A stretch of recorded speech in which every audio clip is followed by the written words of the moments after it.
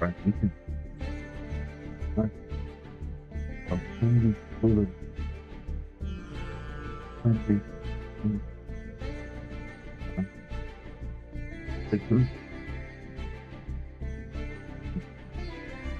Nothing new there, yeah? But then the other duel now with the Dino and Rika, that was a complete 180.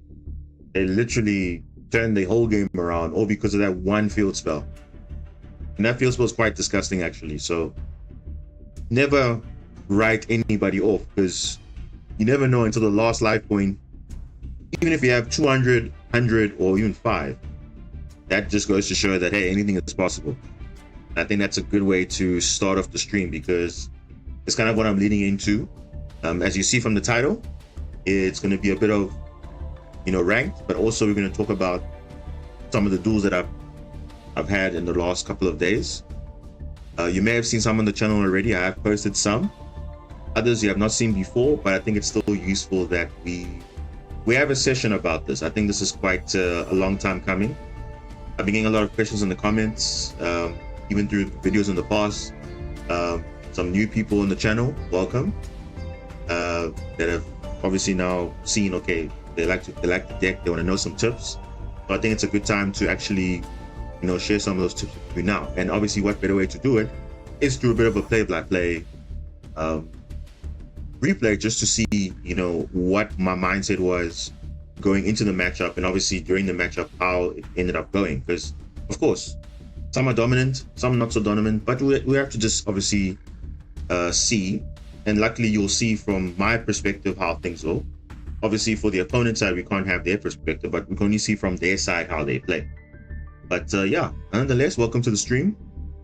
Thanks everyone for sticking around. And so far up until this point, we've been quite enjoying ourselves with the streams. I've been enjoying the streams, definitely, and obviously I wish I could do more often, but as you know, time allows, we can only do so much. But nonetheless, we are here. How's everybody doing? Hope everyone's doing great. Hope everybody can hear me clearly. The signal is not too distorted, I think. But I know there was a bit of a power issue a few hours ago, but hopefully that's sorted out now. And yeah, we should be up and running. Let me know at any point in the stream if the audio is not too good, because I will be recording some sessions as well to make into a video, hopefully. So yeah, also trying that out for the first time, actually recording while live streaming. So that will be quite interesting. So for those who are here watching the stream, you are getting some exclusive firsthand before the video gets posted. Of course, you can watch it back in the replay, but of course, we can nice compressed, edited video, well thought out. But obviously, to see it live, raw, and in action right there will be quite interesting. So at least you're getting a benefit for that. But nonetheless, we are here. Yeah, guys, let me know what do you think about the season so far. How are you finding the meta at the moment? I think the meta now is probably the most intense it has been, despite the ban list coming in recently. It has definitely shaken up the metagame a lot, especially with the new addition of Snake Eyes coming in. The Diabell Star engine, basically, if you want to call it, Simple Spoils engine, definitely has changed a lot of things. Different way to play the decks. Some of them got a boost, others got not so much a boost, but of course we're still waiting for other support coming soon. But nonetheless, I mean, the old decks are still dominating. We're talking about Branded specifically. I mean, Branded, they've been hit so many times. They got Branded Fusion to 1. So you can imagine, this is Branded Fusion at 1, and they're still doing quite good. And just remember, the format, it's completely different to TCG and OCG, where there's best 2 out of 3, whereas here there's best of 1. So you can imagine, no side deck as well. So of course, Branded, that's why they kind of feel resilient, because they can go through a lot. They don't really feel that they need Branded Fusion per se, because even before they were already good. So with all the other cards around it, I think it's pretty safe to say that Branded's in a good space right now. But of course, people are saying it should be hit more. I don't know, because obviously it seems like even with Outbreak the Fusion, they still have find ways to go into Mirror J, go into other monsters. So I don't think really they can do much unless they outright ban the card, which would be silly because it's kind of the whole deck pretty much. So the whole deck revolves around it, which is quite silly. And then obviously with the other meta, of course, while we also had Snake Eyes coming in before that, we obviously had Super Heavy Samurai coming in, and obviously with that, it also changed the way people play, because of course now they're adding Drone Lockbird into their decks. So now pretty much every deck more or less in the game adds cards, and you already have to worry about Ash. Now you have to worry about Drone Lockbird, because now obviously Drone Lockbird stops both you and your opponent from adding cards for the rest of the turn. So it's all about the timing of draw and how to use draw effectively. That will also be shown, you know, hopefully in the duel analysis that we're going to do shortly, where I had a duel against Mathmech, I think, where I also showcased pretty much how Draw and Lockbird is effective. And of course with other neat plays that you need to know, but of course you'll see it from the games. And that's pretty much what I'm trying to bring at. Something different, but hopefully, you know, you guys will enjoy it. If you do enjoy it, I will appreciate if you leave a like, and yeah, just spread the word. You know, we trying something new. I haven't really done proper like a segment for duel analysis where I just go through replays. I already do it in my streams already, but I think like an actual play-by-play, we actually sit back and we look at it, and we look at some plays, and obviously get some tips that you guys can obviously use in your deck building going forward, and obviously learn how to actually counter, you know, the deck. But of course, the best way to learn a deck is obviously to play with it or play against it. So it's two ways. So nonetheless, we'll do that, and then obviously after that we'll cover some ranked play, which is standard. We're currently in Plat 2 right now. If you look at the lead of the rank ladder, basically we're currently in Platinum 2, so we're kind of near Plat 1, so pretty much entering Diamond. We're still on track to hopefully push for, you know, the highest rank, but we'll see. Obviously there's no real rush, because obviously we do like to challenge ourselves and obviously give ourselves a bit of motivation to have something to work with. But obviously if you just reach the highest rank and nothing else to do, then I mean, of course there's festivals, but I mean, festivals, they go very quickly. I mean, I already finished this one, the Legend Anthology Acceleration. I use 2 decks. I use zombies and then I use heroes. So it was it's pretty lackluster because the matchups aren't so great. So I even did post a video a few hours back, so I definitely recommend checking it out. I mean, but there's nothing exciting. There's only like 1 or 2 matchups that are insane really, but it's really just people just using the loner decks, and they're not really bothered because obviously everyone just want to get their gems and move on. And of course, most of the cards are banned in that event, but of course the real one is probably going to be the Synchro Link Festival, where we can showcase a little bit of, you know, power creeping, and obviously seeing Marincess, and especially in that meta, is going to be insane. I mean, Marincess in this festival, the anthology, I mean, it's all right, but obviously we're missing a few cards, and obviously cards are limited. But definitely in the Synchro Link Festival, you can definitely do something there. So stay tuned for that as well. I think that's coming up in like 2 days, as you can see, February 19th. So that's also exciting. Then obviously we're ranked, like I said, we're on the grind slowly but surely. And this is the current deck list we are working with. So you would have noticed I made one small change to the list. Initially I was running 3 Mandarin, but I realized I actually need to just have Harpies Feather Duster just a little bit more. So I just realized there's a lot of Labyrinth on the ladder, and Labyrinth for some reason is just like untouchable at the moment because they can play through so much, and obviously once their engine is going, they also can be a bit of a threat to the board. So obviously having board presence is quite important. So having a thrust target into Feather Duster is quite helpful. So that is always helpful. So I've experimented just using Feather Duster. I mean, Mandarin at 2 was always for me the standard anyway, so most people only play 1, so me playing 2 is already a lot. And yeah, everything else is pretty much the same. And yeah, we obviously continue the grind, of course, obviously up the ranks. But for now, I think let's talk about, you know, where we are now. And obviously we're going to start now with the duel analysis. So basically, I don't know how the format's going to be going forward. Maybe I'll have a specific format for that duel analysis, but basically my objective is to show you some gameplay, walk you through it, and give you some tips. Pretty much how I do guides before in the past.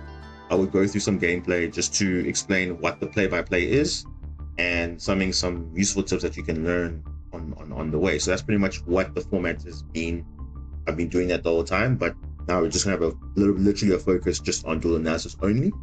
But yeah, that will be quite interesting. But yeah, if you like this type of video, make sure to leave a like the idea. Make sure to comment down below what other suggestions I can put in. And yeah, guys, like I said, you're getting a first-hand for those who are here in the stream live. So this is actually being recorded right now. Obviously, this part will not be in the video, but just making out there that yes, I'm going to be recording now. So yeah, and for those who are here, enjoy. For those who are going to be watching the stream and obviously watching the video later, also enjoy as well. But yeah, we're back with Marincess. As you can see, the deck list is on the screen, and this is obviously the 50 card build that we have been using for quite a few months now. Well, 2 months to be exact.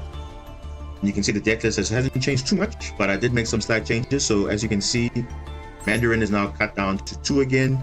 I did drop 1 Mandarin for Harvey's Feather Duster because, like I said, Labyrinth is kind of in the meta right now, and things are a bit crazy. Everyone's sitting back pro heavy. So I just want to have a little bit of protection. If I have a thrust target, at least I can go into Feather Duster to kind of clear the board and then take it from there. Other than that, deck is pretty much the same. We obviously do have the Kashira package. We do have the IJ package. So we pretty much have board presence, even if you don't have much going on. I mean, Kashira Ogre and, Gamir Adrian does a lot already. Even without any Marincess cards, they alone are a quite powerful duo. But yeah, we're gonna go into, obviously now, the whole concept of this is duel analysis. So what is it basically? It's me taking you guys through some replays, which I've done for the past few days. Now, you would have seen some of the games uploaded already on the channel, and some you have not seen before. So it just depends what I want to give you guys. But of course, I also want to get you guys involved as well. So maybe at some point, you'll see a notification where I'll leave a link in the description later on, where maybe you can add your own clips. You can post it on there, you can put your ID on there, you can send me your replays, and then maybe I'll have a look at it, and then I'll obviously have a review. It doesn't have to be Marincess specifically, it can be any deck in general, and just to pretty much give advice to anybody that's watching the channel, basically, just to share some community tips. Obviously, if you are a water deck enjoyer like myself, you can definitely send your clip whenever. But for now, we can just focus on my clips that I made now at the moment. And yeah, we'll take it from there. So this is the deck list. Now let's jump into the replay of today. So we're going to go into the first set of replays. So most of them would have been in Platinum, Stroke, Diamond. Not sure which one, but I did save a few. So we'll just have to see how it is. And then let's start with the one that we actually already have a video for, which is I think the Flaunderies matchup. Let me just check it. Yeah. So this is the Flaunderies matchup. So normally I show the deck list at the end, but I'm actually going to show it in the start so that we have a perspective as to what we're going into. So let's just show the opponent's deck. Alright, so this is the first opponent that I'm going to showcase you guys. So as you have seen, this is the Flaunderies matchup that I had already on my channel. And this is the deck list that the opponent was using. Now you can see this is a pretty much standard Flaunderies. Now of course, Flaunderies has been heavily nerfed over the past few months. As you can see, the M pin's at 1. All the pots are pretty much at 1 because of course it is a consistency card. They don't rely on special summoning a lot. And obviously the extra deck doesn't really matter because they're only just using it just to draw more cards. And obviously for them, their main goal is to get the M pin out, plus maybe Apex Avian, or if you want to send cards back on the field, they want to use the Riser. And obviously they have a lot of protection to protect. Now notice there's no Dimensional Shifter. And usually Dimensional Shifter is kind of a game breaker for most decks because, especially for Marincess, it does kill our deck. But for some reason they didn't play it. They rather opted for Dark Ruler no more, evenly matched, which is fair enough. I mean, obviously they're probably going second a lot, so it is assisting them going second. Although no imperms, a bit suspect, more Call by the Grave. They're playing 3 Maxi, which is a bit odd. They're playing 1 Nibiru, which, I mean, you will see it will come up. And then randomly they're playing Cypher the Sky Dragon.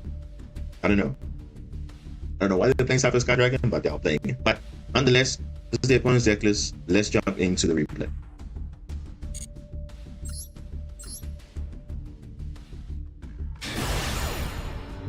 This one already seen on the channel, so this is going to be quite interesting to see the play-by-play and as to what actually happened.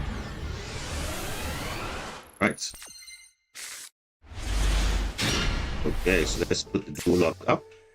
So we were going first. Now, of course, we have Pascalis, we have Springro, and we have Blue Tang. So we're going to use the Pascalis first. It resolves, so we're going to use Blue Tang. To send obviously the Basilima. Now, why do I send the Basilima? Because obviously, because we're in the meta now where people are destroying cards on the field, Basilima is kind of an option now for Marincess. If you're playing Marincess specifically, it's going to definitely help you. Now, you're probably wondering, why would you run this card? No, this card doesn't just protect Marincess monsters, it protects all your monsters. But it says here, if monsters you control would be destroyed by part of it, manage this card instead. Now, obviously, it has to be in the graveyard first, it can't be in your hand. So, the first thing my thought now, every time I have opportunity, send Basilima to the graveyard. Obviously, if it's in my hand, I have to find a way to get it to the graveyard. So I either discard it or I do something else. So that's my plan. So that's what I did first. Send the Basilima. Then obviously now we're going to make sure we go for a regular turn, which you've seen from the channel. We're trying to bet a link 4 with Wade.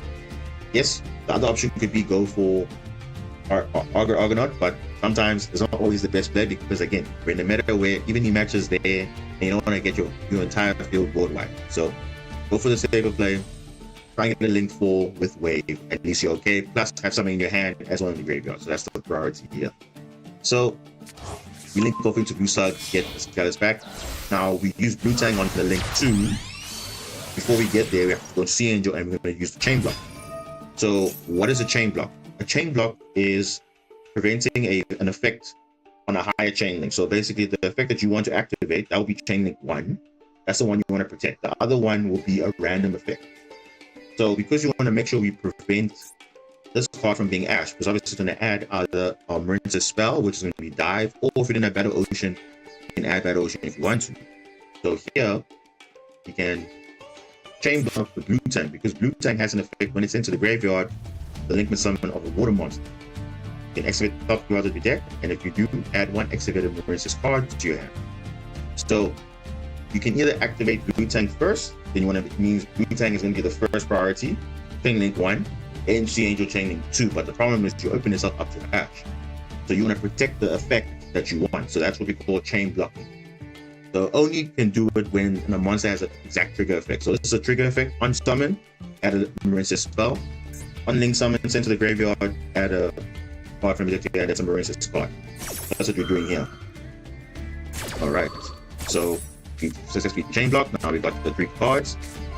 You see we only have the Blue Tang added from that 3 cards, and then we get our Marincess Dive. We link off into the foreign enemy now. Here, at this point in the duel here, the field lit up for the opponent. Now obviously we can't see it live, but when I was playing this duel, I saw, hey, the field was lighting up. And normally, when the opponent's field lights up, it's either they have a hand trap, or they have some sort of disruption potentially, because it's only triggered when the monster is summoned. So my first point was it impermanence? No, they would have used it already earlier to prevent Sea Angel, because Sea Angel is normally a target, right? So my question was, wait, I already summoned 5 times, because if you look at my summons, I summoned Pascalis, number 1. I had Blue Tang, number 2. I had Blue Slug, number 3. Sea Angel, number 4. And then Foreign Enemy, number 5. So my next thing was, oh, Nibiru could be live. So they're waiting patiently to use Nibiru. Now the question is, I didn't know what they were playing at the time. So I was just going to be text myself, okay, no, it's fine. Are they going to activate Nibiru here? No, they didn't. So let me just go to a normal place. Let me make sure I have Ocean on the field immediately, because if I didn't have Ocean, I would have been in deep trouble, because Ocean is kind of the main reason why you have a bit of protection. Because if you use Marincess Crystal Heart as a link material, you're unaffected by opponent card effects. So even through Nibiru, you're unaffected. But of course, now you have to get Crystal Heart on the field first. So actually, my whole game plan. So I have to now make Crystal Heart first, then the extra monster zone, because already it will be unaffected by itself. Then I have to add back using the effect of for an enemy. And I use the field spell to equip. This was good equipping. And then I'm going to summon a monster from the deck. So I'm going to use Dive instead. No Ash. So I get the Mandarin. Now, the monster that I'm going to summon will be unaffected. Now, the question is, did I go for the link 4? And the question is, how do you know when you're going to Nibiru? Well, the question is, well, the answer actually is, you don't know. Because they can do it at any point. They could have done it here, they could have done it later, they could have done it earlier. Once there's 5 summons, they can wait till the end phase, or they can wait till the end of the main phase, depending on what's happening, and then they can clear your board. So I just played the safe way, get the link 3, get my wave, so at least I know I do have some form of disruption. And obviously my hand is quite good. Alright, so now they're activating the Nibiru, which is a bit late because my monster's already unaffected. So can you see, the timing was a bit bad on their part. But the fact that I recognized it from for an enemy summon was the 5th summon. Once they filled it up, I knew, okay, cool. They probably had Nibiru. So my hunch was, let me probably link it up. Because if I didn't do that, I would have been in deep trouble. I would have done on my place, and then at this point, I would have been Nibiru. But fortunately, because I'm already unaffected through the field spell, I'm safe. So nothing happens. Although, it means that for the rest of the duel, Nibiru is in their hand. So I didn't get rid of it. So the whole duel, I'm pretty much playing around Nibiru now. So now I'll play into it. So now the rest of the duel, I have to now play around it. So basically, I have to make sure my summons are accurate. Because if it's more than 5, they will Nibiru at any point. And at this point, I don't know what they're playing yet. So this is going to be literally me not knowing what's going on. So I just set my Book of Eclipse. I have my wave in my hand. I have a good, follow-up. The Springworm Blue Tang. My graveyard's also good because I have Vaseline for protection. In case my field spells got rid of for some reason, then I'm okay. But let's pass on the turn, and let's see what the opponent does. So now standby phase, main phase. Oh, okay, part of Extravagance. Limited to 1. So my thought was, are they playing Labyrinth? Because Labyrinth also plays part of Extravagance as well. Only to find out, evenly matched. I'm like, okay. Evenly matched, I'm like, oh, damn. Like, oh, so, okay, cool. I could have gone into Argonaut, negated that, but the problem is Nibiru would have been live, because remember, I have to make Link 4 unaffected, and at that point I couldn't make the Link 4 unaffected, so I could have extended more with the Spring Girl, but the problem is now I was a bit in trouble. So I didn't want to take that risk of making Argonaut not being unaffected, because if it was not unaffected, that means Nibiru would be wiping it to the graveyard, and then that would be a waste. So unfortunately, we didn't have a choice. They had evenly matched, so it means we have to get rid of the entire field. But I told myself, no, it's fine. We'll get rid of everything except for, obviously, the Corvo Triangle, and we're okay. And then only to find out in the main phase 2, we're playing Wanderers. And I was just like, oh, okay. Wanderers is one of those decks that, you haven't seen in a while. It used to be like the real anti-meta, because first of all, they don't lose to Maxi, because first of all, they don't special summon. Number 2, they have a very, very bad floodgate in M-Pen, because that basically shuts down Link monsters specifically, which is our deck. And now my worry was, okay, they probably have the quick play spell, which is the Flaunderies and I think the Advent, yeah, Flaunderies and the Advent Adventure. So this card basically dodges targeting effects on their monsters. So dodges Imperm, dodges Veiler, dodges all those things, right? So my worry was, okay, I got wave. Let me try and do something. I need to find out. They do have the quick play spell. So now it dodges the negate because it has to target the monster, successfully negate, and then it becomes unaffected. But they lose the monster instead. That doesn't matter because now they also have a small bird of perfection, which is an extra summon. So they'll do their chain blocking, which they're also doing. So just like how I explained earlier, chain blocking is preventing monsters from, you're just protecting the layer of monsters that the effect is being activating. Eggland's going to add the M-Pin, and then going to tribute summon for the M-Pin, and now basically we are floodgated.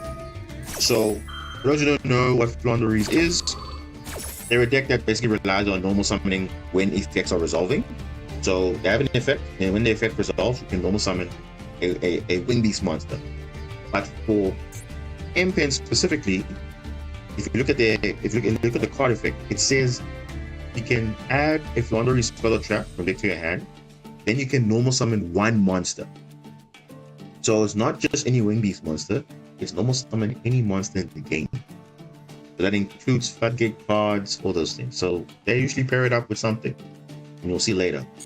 But the main reason why this card is a problem and why it's limited to one, especially in the best of one format, is because of the next effect, right? Which says that while this tribute summon card is in the monster zone, tribute summon card, your opponent cannot activate effects of special summon monsters they control and attack position. And that's huge because for link decks or monsters that cannot be in defense position, it's a problem. Because obviously if it's in defense, it's fine. But now if it's an attack, you cannot activate anything. So even if you flip it face down, and you flip it face up, it goes back into attack position. So it's an inherent floodgate for us. So how do we try and play around this? We'll see. So we're going to add back the Eggland. We're going to add obviously the Dreaming Town, which is going to be a tribute normal summon on my turn. We'll set it. So currently the floodgate is live. 8,000 life points, 8,500 life points. Now you're probably thinking, okay, we're screwed. How do we deal with this? Well, let's see. So fortunately, I drew the Ice Jade around Adrian. Now, normally it wouldn't be a good idea. However, we can still summon Gamir because Gamir, although in attack position, is still going to have higher attack than the M-Pin. But then M-Pin has the third effect, which is crazy, right? Because now it says once per battle, during damage calculation, if it battles an opponent's monster, it will just banish a card from a hand, and then it would reduce the attack of the opponent's monster by half.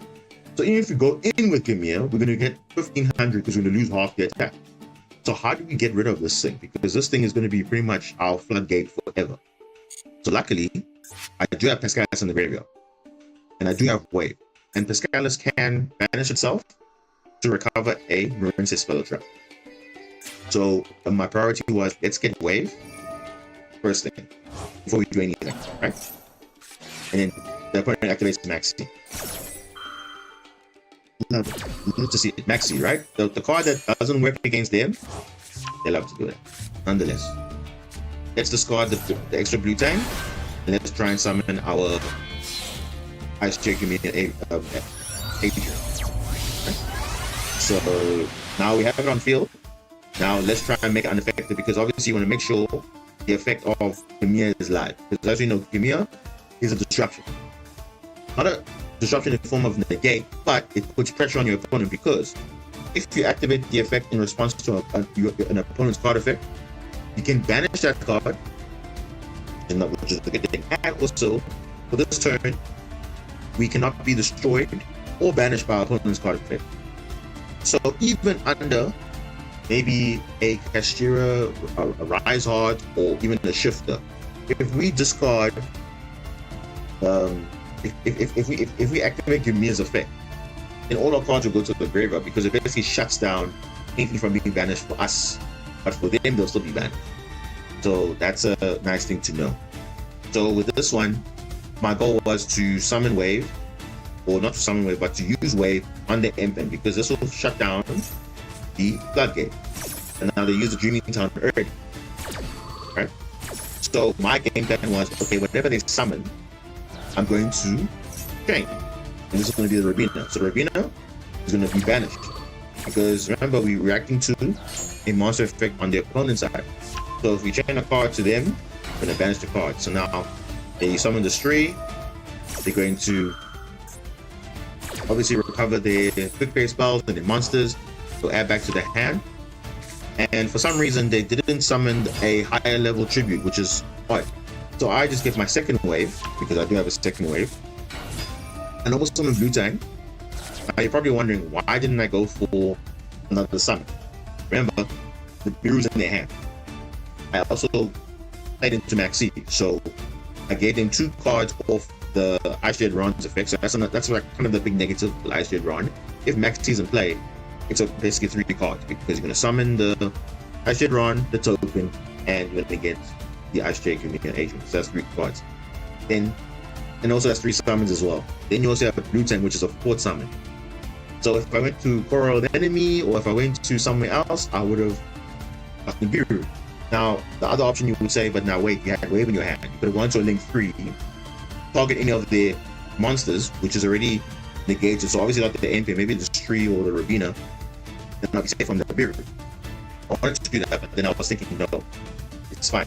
Because either way, it's not going to activate. You know, it's going to activate, but it will tribute their monster. So I wanted to keep the Link 3 on the field. So that was kind of my play. I was like, no, it's fine. I'll keep away, because for the next turn, I want M-Pen to be negated. Because I don't want this card to be live, the floodgate effect. So that's why I didn't go for the effect to go into Link 3 and play it into Nibiru, because Nibiru was going to just mess up my plans altogether. So I just normal summoned, sent CP Maiden, went for battle. I killed the bird, and it was fine. So I got rid of the M-Pen finally. And main phase 2, I kept it at that, because I knew the Bureau was in there. I had no protection now. I had to make sure. I have another part of duality. I was like, you know what? How lucky can these guys be? Part of duality, part of extravagance, and also part of prosperity. You love to see it. And guess what they have? Dark Ruler, another Rabina, Fossil Diner, Dark Ruler, triple Dark Ruler. And I decided to pick up the Fossil Diner. So remember I spoke about earlier where the M-Pen is going to allow you to summon any monster from the game, pretty much normal summon. That's the monster that they're going to summon. If M-Pen was on the field, they were going to summon Fossil Dino, then I cannot special summon at all. I can only normal summon, which is bad for us, but good for them because they don't special summon at all. Because basically the floodgate says either player can special summon monsters, but you can actually not be affected because you don't special summon yourself. So that would have been a real problem if we had that issue. But luckily, this card did not get summoned in the duel. So just to give you a bit of a spoiler there. So we're gonna obviously play through the effects. They're gonna do their little effect of adding cards to the hand, searching, all that stuff. Now waiting for Gimia timing up because I want to see what they're gonna do. Probably protected from being destroyed and banished, but obviously getting the effect to banish a crucial card we have to see. So this is where I said, okay, I'm going to use this effect now because Sumos is sending all itself, and the nice thing is any card with that name is going to get banished as well. So all the Sumos are gone. Let's see what happens. They're going to use the elbows. They're going to reveal the Riser. So now I know there's Riser in their hand. They're going to use that effect. Normal summon the street. Interesting. Banish it to recover it. I was like, no, you're not going to do that. Negative and infect. Interesting. Interesting. He drew a dimensional barrier, which is not really useful, but okay, it's fine. We're going to see Angel again. And now, again, we're keeping the summons. So remember, that's not summon number 2. This is like, we're playing into Nibiru now, so we must just be careful. Every time we be playing this now, we have to be safe. Because if we're not careful, Nibiru can just wash us off and we're done. Now, I don't know why I did this play. I think we made it into just dark because it didn't actually mean anything. I'm going to go on enemy because I want to get mine. Marincess Wave. But again, 5 summons. That's the thing, 5 summons. But again, I didn't go to the again, so I waited. Clear the board, get some life points down. Because if I get low life points, it will put pressure on them as well. So now I link off into Great Barbarian. This is the 4th summon. So I counted very carefully. If I revived an enemy's effect, it would have been 5 summons. So luckily, I can get back wave. Now I can draw for next turn, hopefully. And then I'll be good. Banish the Ron. He's going to call by the grave early, which is odd. I think that was a misplay from him because he should have kept that for something else. Because I didn't activate Coroner's effect at all. But then the rest is fine. I'm going to use the effect of Barbarian to increase his attack. Because obviously a card got banished. I picked up Book of Moon, which is not bad. Not bad at all. Apex Avian's in his hand. We're going to banish that. Because now he wants to use that. Okay. And now he's going to use Robina, Eglin. And he's going to use that. I'm going to try to negate his wave. And guess what? Advent again. So this is the second time he's used that quick play spell to dodge stuff. So again, wave doesn't make us unaffected, unfortunately, because the monster that we targeted was not there anymore. So it's unfortunate. And they pretty much have full combo, minus the M pin, basically. So they got their field spell there, which is the map. The map is always important for them. So he's going to add back the quick play spell.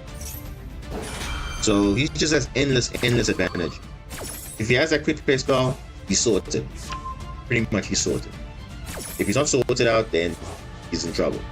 So he's just getting advantage the whole time because he knows now I'm not affected.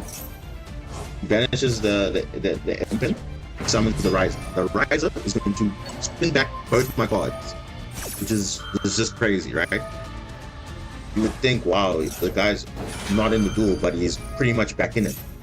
So I'm thinking, okay, no, it's fine. I shouldn't panic because I'll see what I have in my graveyard, which I do have. I mean, monsters in my graveyard, right? I do have Coral Triangle. I do have other monsters. Obviously, I don't have Coral Enemy, but I do have plays to make. So he obviously has an additional normal summon, adds the Eglin, adds another Riser, and then he tribute summons for Apex Avian. Now, Apex Avian is usually a problem, right? However, with this one, you can see I got Book of Moon. So immediately I draw, hit dive, perfect, bait the negate. Once the negate's out the way, now, you're probably thinking, how am I going to win this? Because it's Wanderers, right? They pretty much getting advantage. Every time I normal summon, they're going to have advantage. So the goal here, as a tip, if you're playing a deck like Wanderers or something that requires you to, let's say, normal summon, right? You basically do the opposite of that. Bearing in mind also, Nibiru's in their hand the whole time. So in this duel, Nibiru was in their hand. So I could not afford to summon more times. However, I looked at their life points and I'm like, oh wait, hold on. 2100. All I need is a link 1. Equip with 3 monsters or 2 monsters, and then I pretty much have a game. And obviously the negate was baited. So I had the field spell, I had to die. So the goal was to summon from the to not normal summon at all, but draw summon from the graveyard, hit Blue Tang saying whatever monster, Scalus, and go into Blue Slug, which I did keep the whole time. I only had 2, but I always keep 1 for later. And then obviously we're gonna activate the effect to add 3 cards, which is whatever. I don't know why I chose Crystal Heart here. Maybe just put it back in the deck for whatever reason, but nonetheless, let's see what we get. Nothing. Equip 2. And guess what? We're at 2100, and that is GG.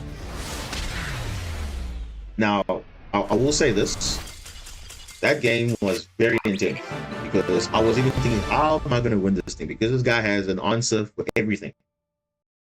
And now sometimes you think, oh, how do I make sure that I have everything? You don't have the right plays. The plays you make depend on what's happening in the duel. You see, at that moment, I'm thinking, okay, He's got a floodgate. All right, cool. Let's get rid of the floodgate. Okay. He's playing around my Marincess-Yu. So obviously he knows my deck, but obviously he did make a bit of misplays a bit. So that kind of helped you to my advantage because I know how to play my deck well.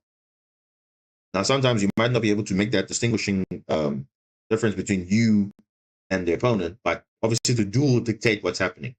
And you're probably thinking, was I running out of time? Hell yeah, I was running out of time. Time is a big factor in this in Yu-Gi-Oh right now, especially in Master Duel, because now the time, it seems like you can't have time to think. You have to think fast because the time is ticking. It's not like TCG where you have a lot of time where you can think about plays and all that stuff. I mean, even then there's a time limit, but it's more than enough time. That's pretty much, how that went. And this is kind of what is happening here. Yeah, this is the replay that was already on the channel, but I think this is not from the point of view of as to why the duel went like that and the plays I made. So I think it's just to give you that perspective. Okay, yes, you've seen the replay, but now this is now the perspective from me. So it's kind of like, oh, this is how it went, but this is why I went certain ways, because I could have went this way, but now because of this, I have to do that. So yes, it is the replay that you would have seen. So now you can go back now and check, oh, okay, it makes sense now because now you got my perspective. So hopefully that gives you a little bit of tips, but obviously if Flounder is not going to play all the time. Now, there is an opponent you're going to play all the time, and that I'm going to show you right now, actually. So let's go into that matchup first. But first, let's look at the deck list of that next opponent.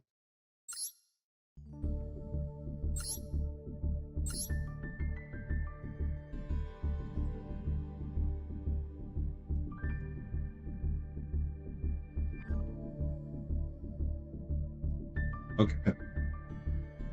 So this is the next opponent I want to show you. This is Labyrinth. Now you're thinking, whoa, this is a very unorthodox deck list. I mean, it's 52 cards, looks pretty lackluster. What is happening here? Well, they got the Bureau here. They got the Shizu cards. They got Electromagnetic Turtle for some reason. I don't know why they have it here, but hey, it's something to discard, right? Because obviously it's discard fodder for all of these. The limited to 2 Tori, the limited to 2 Chandelier, so it's fine. But nonetheless, they got Skill Drain here. Did Skill Drain come into play? Gonna find out now. So Labyrinth right now is kind of like one of the top tier decks right now at the moment because it's quite resilient. And obviously it can play a lot of floodgates, it can play through a lot of stuff, and obviously it doesn't really special summon a lot. So it uses cards like Maxi, Ash, of course, to their advantage. And yeah, Labyrinth is kind of a difficult deck to deal with. However, not all Labyrinth players are that smart. So if they don't know how your deck works, then you can obviously play around it. So hopefully I will show you what you can do against Labyrinth. Now, you notice their deck list isn't the greatest because they're missing, for example, the Daruma Karma Cannon, which is another very powerful card in Labyrinth. They're also not playing ideal ratios, so maybe this player is not so experienced.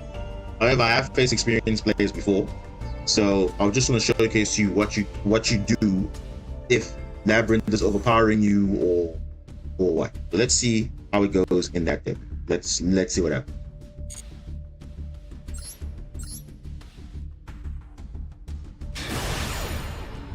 Yeah, Skulldrain is so annoying. However, we do have a counter for all those floodgates and whatever, and that is literally IJ Gumina Adrian. That is the main card. All right. So this is our hand for this replay. This is against Labyrinth, and you can see my hand is not so great because first of all I'm going second, and you know going second is always tricky in Master Duel, especially in the best of one. So yeah. It's insane, right? So our hand doesn't look the greatest. But at this point, I didn't know I was playing Labyrinth. So only when I saw what my opponent was doing, I'm like, oh damn, I'm playing Labyrinth. I do have kind of a counter, one of them, which is Bazir Lima, which is fine. But I don't know. how I felt going into this duel. Like, okay, hey, my hand's not great. I have no hand trap. I don't even have like Estura Ogre or Ice Jet Ron to kind of push me through going second, because going second is always the more tricky part in Master Duel. So if you can get through going second, you can pretty much do anything. So nonetheless, we can make things happen, but let's see. They're gonna go Chandelier, discarding the Magnetic Turtle. I'm like, what? That's crazy. Yeah, and obviously they have the Labyrinth, the Love the Lady, and they set obviously the Big Welcome, and that's their turn. So yeah, we're going first. This is the great hand, but for going second though, not so great. Okay, so I draw for turn. Now I draw a Wave, which is again not a good hand to draw because there's nothing active on my field. So at the moment, Wave is kind of a dead card. So pretty much I'm working with the same hand I had in the beginning. So it doesn't really matter. So what's public knowledge? When I saw this Magnetic Turtle, it means that I know that at some point he's going to banish this card in my battle phase. Fine. Lady Labyrinth is very good because it's, while there's a set card on the field, it's untargetable and cannot be destroyed. I don't know what this other set down card was at the time, but I knew there was a big welcome. So Labyrinth basically waits on timing. So that's how Labyrinth works. Labyrinth players, when they see your board, they think, okay, at what point do I disrupt your board? If I disrupt your board at a certain point, it's what we refer to as the choke point. So there's a choke point in your deck that after this point, you can't do anything. So most people would think Sea Angel's a choke point. Not really. Foreign Enemy is a good choke point, especially when you activate the effect of Foreign Enemy to revive a monster. That is a choke point. If you negate that, then I can't do anything. I mean, the Graveyard effect is okay, but it's not like stopping anything. But the effect to revive a monster, that's good. So that's actually what I realized with this duel specifically. I still played the same, right? And when I see opportunity, I take it. So first of all, how do you play around this, right? Yes, indestructible, untargetable. So Lady Labyrinth says, while you control a set card, your opponent cannot target this card or card effect. Also cannot be destroyed by opponent's card effect. So that's the only thing that is public knowledge at this point. We don't know what is in his hand here. We know there's a big welcome, and we know that there is Magnetic Turtle, right? So obviously we have to see how we can play through it. So my priority is get Basilima in the graveyard because it's in my hand right now, and that is the one counter that will stop everything, right? Because Basilima will protect my monsters from being destroyed if he decides to go for my field for some reason. So because I also have Seals in my hand, it's perfect because I can go into Basilima, go into Blue Slug, and then we can go from there. So let's see what we do. Basilima, he actually has Welcome Labyrinth, okay, which is fine. A bit again, Labyrinth, the timing for them, it just really depends what they want to do. But for them, they want to activate this now, it's fine. So obviously we'll trigger the effect of Lady, who will set a trap from the deck directly, and then we'll see what they summon. So they're going to summon, they're going to set obviously Ghastly Glitch, which is fine, and they're going to summon the Ariana, which is odd, right? And again, you would think, oh, the Clue Clock. Now, why the Clue Clock is so important? Because the Clue Clock can make you activate a trap card that you know was set, because you control a Labyrinth monster. So you're thinking, oh, okay, the opponent will get rid of my normal summon, because remember, we only rely on the normal summon. We have not done nothing else this turn. The normal summon, and that's it.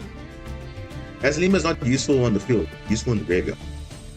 So if I was playing Labyrinth, this is what I would do. I would have done Clue Clock is added, activate Clue Clock, activate Ghastly Glitch, and then destroy my normal summon. Then I can't do anything, right? That should be the logical play. Look what the opponent does. Nothing. Absolutely nothing. So he just gave me an opportunity. And look at that. He only waits now when there's a link 1 on the field. He's like, oh wait, I should have activated it early. So another tip also, what also helps, make sure you play with your toggle on at all times. I know it sounds silly, because if you're playing cards like Maxi, Cross-Out Designator, all those things, it's going to be bothering you the whole time. Yes, if you're going first, turn it off. But if you're going second, or if you're going, maybe, I don't know, running for time or something like that, make sure you have toggle on at all times, right? Unless you're going for time or something like that. So, you see, this player was almost perfect, but the problem is now he messed up because he waited for me to link off into Vaseline off. So now whatever he does doesn't really matter because 2 o'clock now is activated, right? I linked someone again. I'm like, oh, okay, nothing. Let me go into Sea Angel, right? Does he have an ash? Okay, he has nothing. I'm like, okay, cool. Let me use Mandarin. Let me link off into Foreign Enemy. And remember I talked about the choke points? This is a good choke point here. Okay, so now you see, now you realize, okay, wait, if I get rid of Foreign Enemy, there's nothing. And remember what I told you earlier. Do not reveal everything to your opponent. You see, I still have the field spell, and I still have Dive in my hand.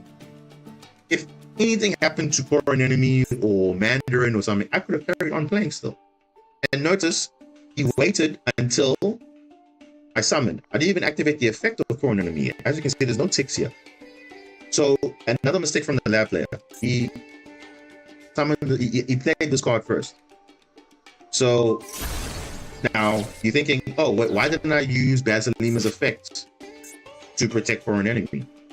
Well, remember, if I activated the effect of Foreign Enemy to revive a monster, and then he popped the card on the field, then I would have protected Basilima. But because I know, wait, I can activate Foreign Enemy, I can link summon Foreign Enemy again, doesn't matter, right? Because remember, I still have Dive, I still have the field spell. So I'm like, okay, wait, I'd rather keep Basilima for something else. And obviously, Chandelier's going to activate, which is fine, no problem. All good. Now I activate the field spell, now I activate Dive. Now he wants to activate Big Welcome Labyrinth, because he probably wants to summon now the Lovely. And there's a Lovely on the field. So on the resolution, I'm going to summon the attack from the deck, and now I'm going to send a monster to grave. And again, he has a choice. If obviously a monster left the field by a trap effect, we can show a card in the hand at random or on the field, so they can choose. So, whatever I'm sending is not really going to be important, but the fact that this player decided to go for my hand, right? So you will see what he decided to do. So he could have gone for the field spell, which is a good choice. He could have gone for Mandarin. He could have gone for anything. But let's see what he does. So Labyrinth's going to summon. The Torby's going to activate summon itself, and he's going to destroy my hand. Wow. Okay, great. I send Spring Girl, and guess what? My combo is live. So we all know what that means, right? Foreign Enemy hasn't been activated, so guess what? There's no more public disruption. This is not a disruption. Torby and Chandelier, when they activate, they're not disruptions. 2 clock already activated. The Welcome Labyrinth cannot activate again. It's only one effect per turn, so it cannot return cards to their hand. I have Spring Girl. Perfect. 2 clocks on add itself. That's fine. Irrelevant. My combo is live because I have everything I need to go for the game. And there it is. So this is it's like repetitive. The mistake of Labyrinth was the timing. If they just waited on the timing of the destruction, they could have ended my turn very early. But unfortunately for this player, not so great. So, yeah. And obviously we all know where this is going. Link 3 into Bubble Reef. Bubble Reef is going to send, revive,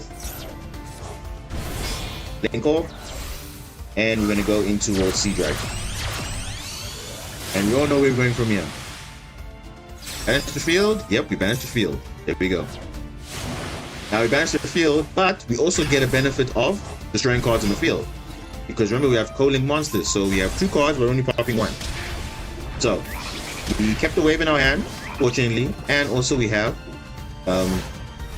basically protected status because Zelantis is going to protect obviously everybody, and then we're good. So now Blue Clock is not doing anything because it's dead.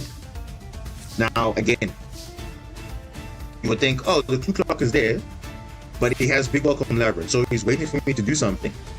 Well, this requires a Fiend monster. See, it says you can banish Scarf from your graveyard and target a Fiend monster to be controlled. So it's live right now at the moment. But again, the timing overall doesn't make sense for his opponents. But in any case, it didn't matter because Kaiju. So Kaiju means Big Welcome Labyrinth cannot activate because obviously it's a Aqua monster, not a Fiend monster. And guess what? I can get my monster back. So I just board wipe again, relink the field, and that's it. Now, he tries and be funny. He has something in his hand, but it doesn't mean anything. Okay, the battle phase is over. Okay, cool. I knew the turtle was there. Remember in the beginning, the turtle was there. So he was waiting for the moment to say, okay, I'm gonna use this now to get rid of it. I'm like, okay, fine, whatever. What do you have? I have Lutang, send Pascalis to get something back next turn. If there is a next turn, let's see what he does. He just said something. I don't know what that is. It doesn't really bother me at all. Battle phase, destroy it. Oh, summon an average monster? Okay. So, here's the thing. When Zelantis is chain link 1 and you do something on chain link 2, whatever you do on chain link 2, it means it's on the field at that point. So if there was an effect to activate on normal or special summon, it has to be on the field. He made the mistake again. Timing. You see, one thing about Labyrinth players, they all rely on timing. If you can almost like play around with your opponent and try and manipulate them into activating things early, then that's it. But obviously, a skillful Labyrinth player will not be doing these type of mistakes because they should wait for, okay, wait, there's a threat. Let's use the trap. He used it so early because if he used a chain link 1 and I use chain link 2, then obviously it's not going to work because Zelantis at that point in time has to say, okay, I'm going to destroy a card from the field. There's nothing on the field. So him doing it in this order is wrong. Because watch what happens. He summons Ariana, but now there's 2 cards on the field now. Ariana is not going to activate because it's not staying on the field because Zelantis is now going to say destroy cards on the field. And guess what? Gone. So it's a waste. The Labyrinth monster was a waste. This whole duel was basically just telling you that it doesn't matter who you are, right? You cannot pick up a deck and expect to be good. I promise you, you cannot expect to be good. You see, Labyrinth, as strong as it is, it requires also a good pilot as well. Just like with any other deck as well. There's no way branded players can play the way they play if you're not piloted and skillful enough. You have to know how to play your deck well.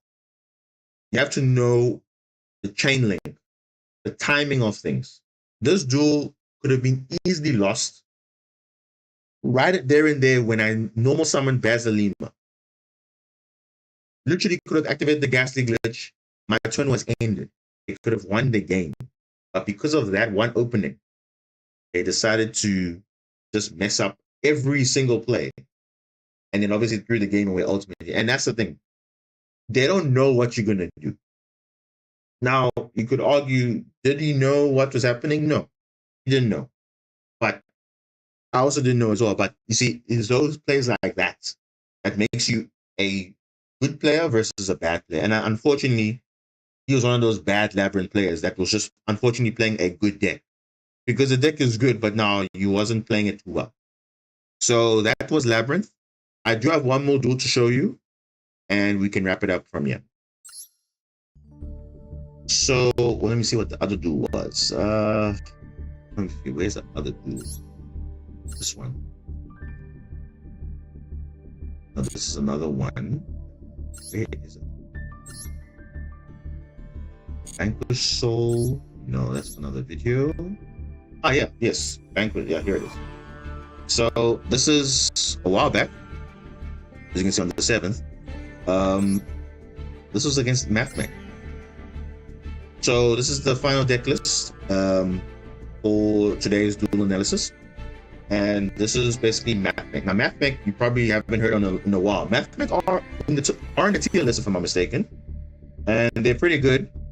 Very consistent, of course, because obviously you've got triple Mathmech circular, but of course they did lose Diameter to 1, and obviously Silent Money to 2, which is fine because most of us got it in the structure deck anyway, so not really losing anything. But for those who crafted it, yes. So Mathmech, pretty good deck, as you can see. 3 Maxi, 3 Ash, pretty standard. All the Mathmech cards, obviously Sigma, good. Obviously the Firewall package, Firewall Defense, Firewall Phantom, you know, obviously they got the Save Worm, they got the Dark Fluid, Neo Tempest Terahertz. They're not playing the other Link Sync, the Singularity, but they are playing Link Dakota. So you think, okay, it's a pretty good deck. Pretty standard, right? Mathmech, what can go wrong? What is the end play of Mathmech? It's Swim Factorial on their turn, if they can get to it. And on your turn, they activate it, they go into Liblation, and pretty much GG from it. However, let's see how this duel unfolds. Let's go into the replay.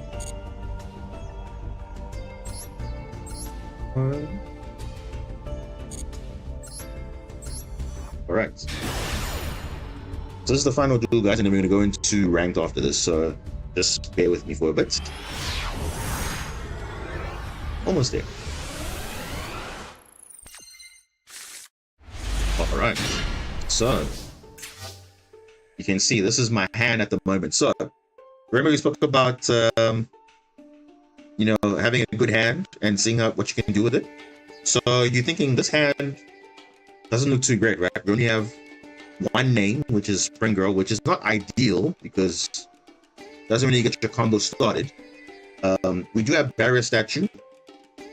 Some would argue Barrier Statue is a floodgate. Yes, it is, but it's not as broken compared to like Skill Drain or something else, right? We obviously have Drone Awkward, which is, like I said, meta relevant, and DD Crow, which I stand by till this day, is a better Bestial because Bestials only can target light or dark monsters, whereas DD Crow can target any card in the graveyard, any card. So I always stand by that. Obviously, got Pokemon Eclipse. So you're probably thinking, okay, not ideal. We're going first there, by the way. Going first. Now, I could have easily just summoned Barrier Statue and then taken it from there. I probably did that. Let's see. I think I did. No, I went to Spring Girl first. So Spring Girl, that combo is slightly linear. So Sea Angel first, and again, there's an effect on the next summon when you center graveyard. So chain block again. Okay, so always remember, if you can chain block, do that.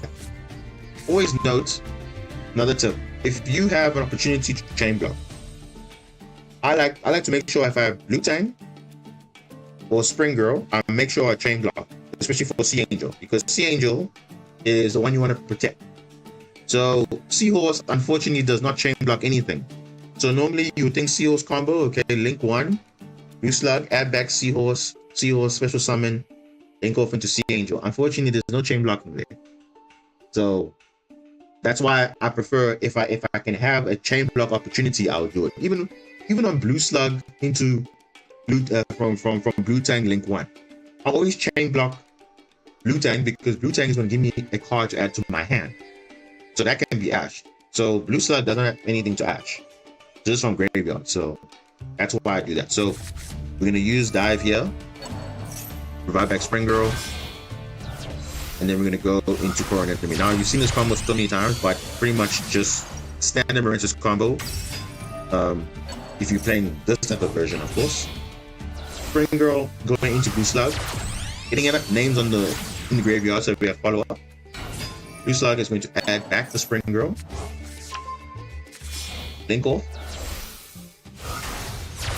into Coral Triangle. So Coral Triangle here will add us our Marincess wave, but Coral Triangle, Core Enemy will give us our Marincess dive to follow up. Discard the Barrier Statue, and then there we go, there's Ash.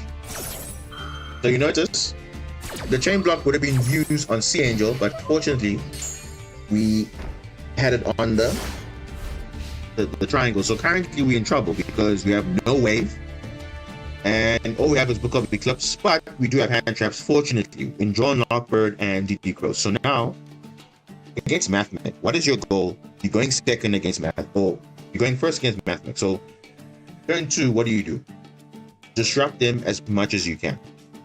So Drawn Lockbird is an easy one because they love adding as well. So their first special summon was most likely be Mathmech Circular, will get them going.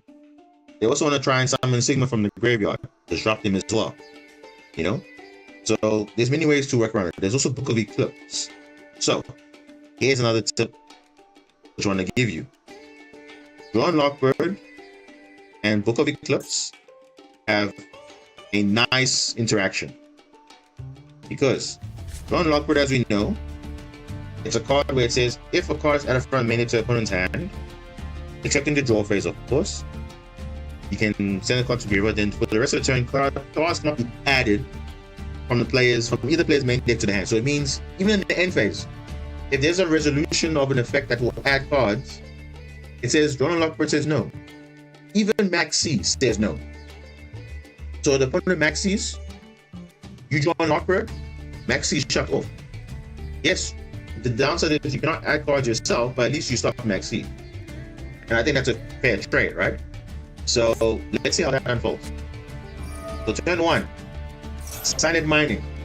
I promise you, we were all guilty of this back in the day. Silent Mining, when we were playing Marincess, if you're new to the deck, I won't lie, we were all playing Silent Mining. Some people still play Silent Mining, they still stick by it, but the thing is, it opens up to Draw and Lock. Because it's the first thing you're adding. And the moment you add something for the first, like your first add, Draw and Lockbird is probably in play. And that is kind of the negative of, Draw and Lockbird against decks that obviously rely on adding cards.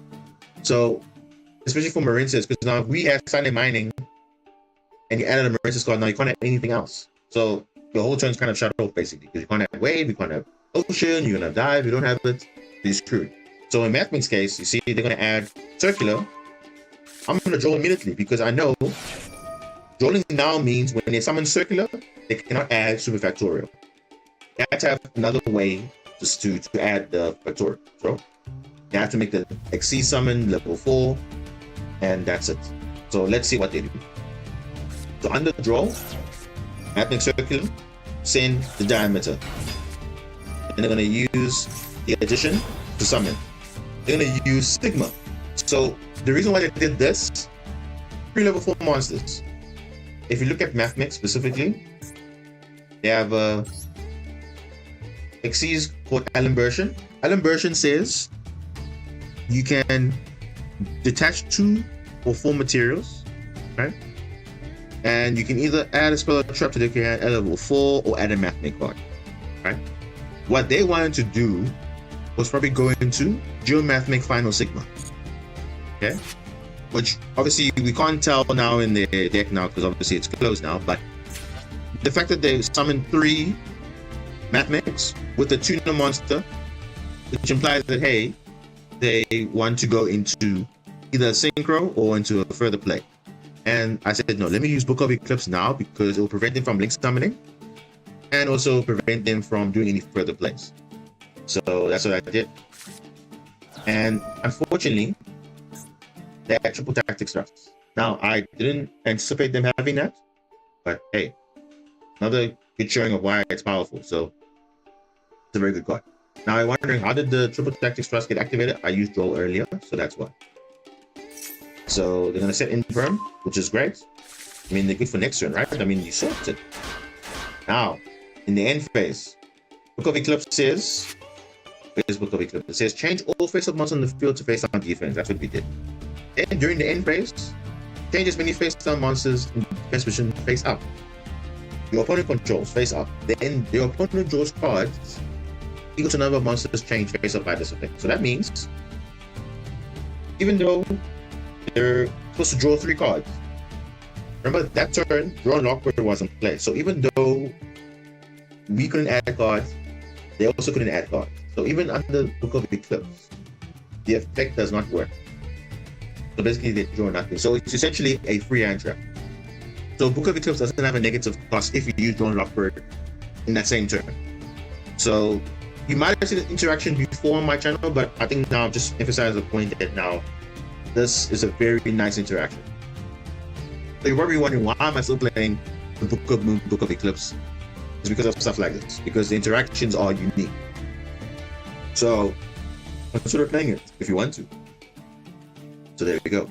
So I think that was a good turn 2. I mean, we stopped them from doing what they wanted to do. Luckily, we have Book of Eclipse and Duels, so that was a nice play. So now we know the only public disruption is Imperm, right?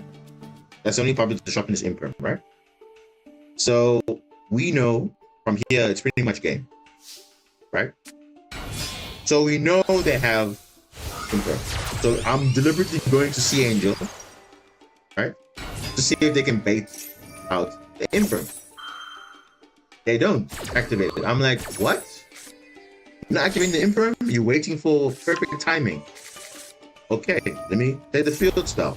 Let me play dive. Summon Blue Tank. Send from deck to grave.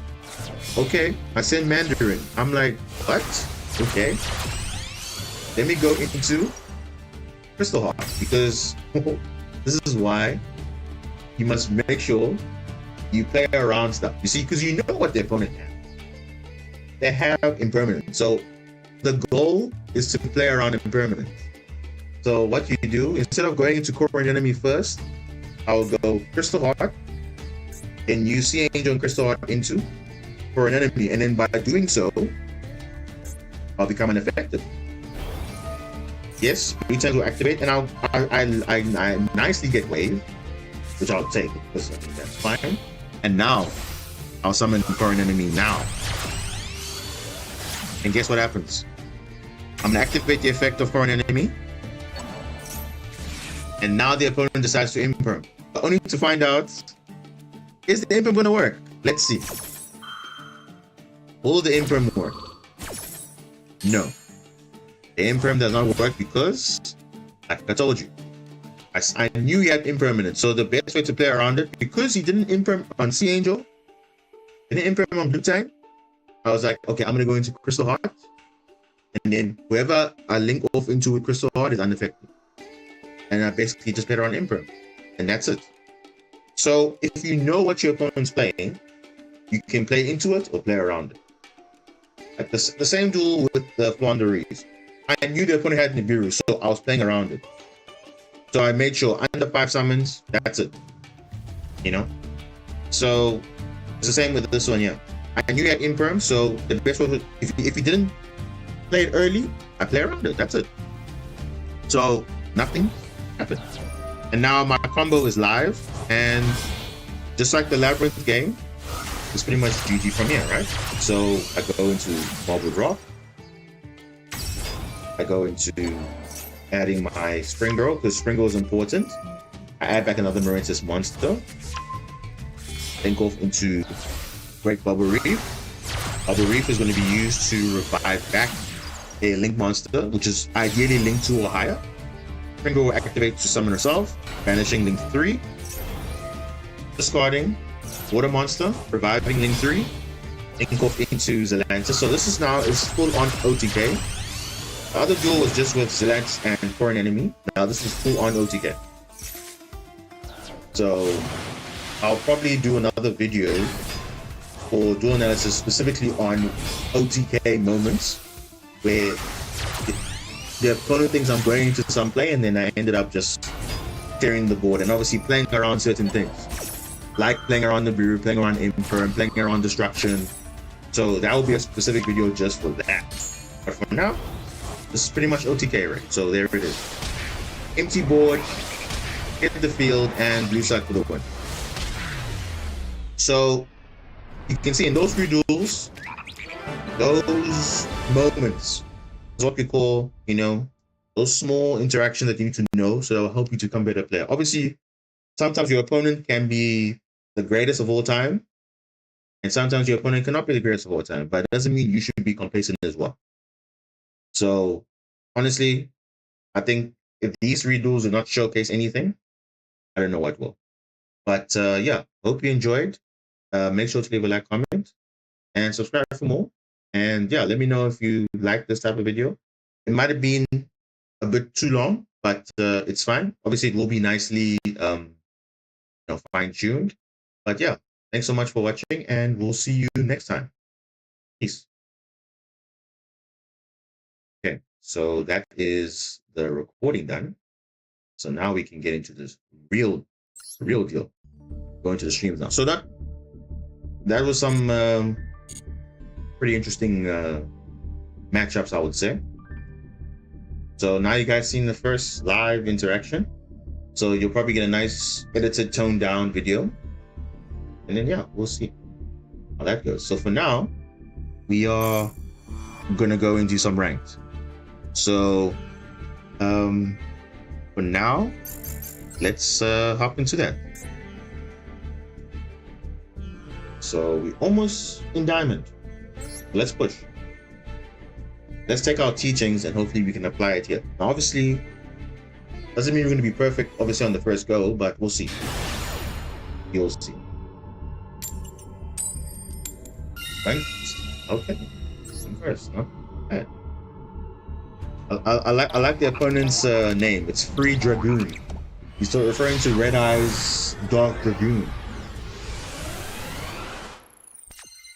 The one that's banned. Ooh, okay. This is a great hand, actually. Great. Amazing hand. So again, just like before, when I see a hand like this, my priority is just to go full combo. And pretty much I have full combo right here. So let's see what we can do.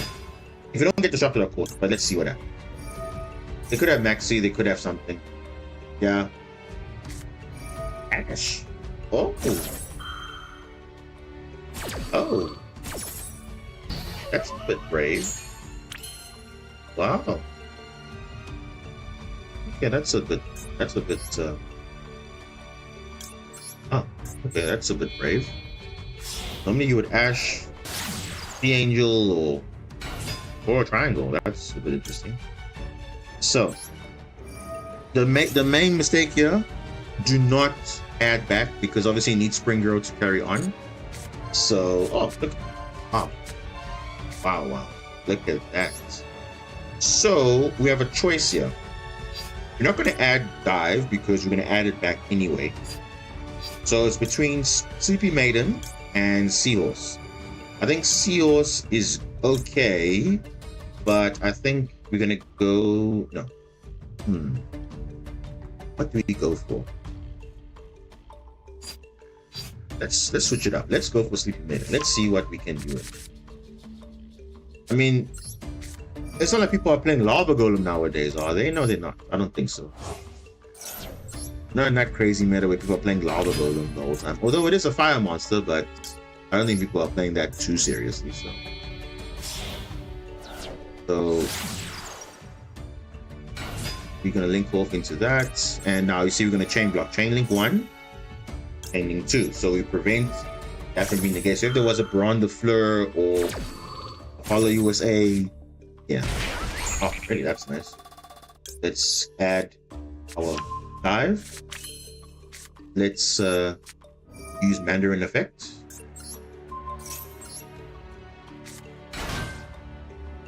Ah, you see? Okay, did everybody see that? Everybody see that? The thing lit up again. And remember, we summoned 5 times. So here's the thing. We're gonna go into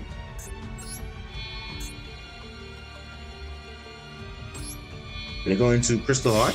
Crystal Heart will be prevented from the Bureau. We knew that. That's fine. That's fine.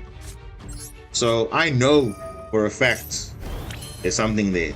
We have to see. Maybe I'm jinxing it, but I don't know. Let's see what happens. Because that is too good to be true. For an enemy. So, let me see, can I equip something? Let's see. Now let's just equip this one. Yes. Oh, no.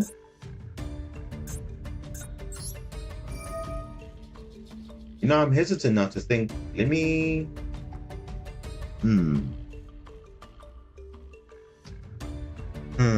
Let me see. What do I link off? Yeah, let's just. Yeah, let's. You see, it's letting up. Something is there. I don't know what it is, but we're gonna continue. I mean, we know guaranteed our monster is going to be unaffected by opponent's card effects now. So for a triangle, link off. Going to activate chain 1. Maybe a ghost ogre is going to be there, so we just chain it. It's fine. Let's add back Spring Girl, of course. Spring Girl is always a good card to add. Always a good card to add. Always core on enemy. So we can actually leave it like this, and then we're actually fine. We don't have to go into Bubble Reef. I'm saying we can just play it safe like this, and we should be okay.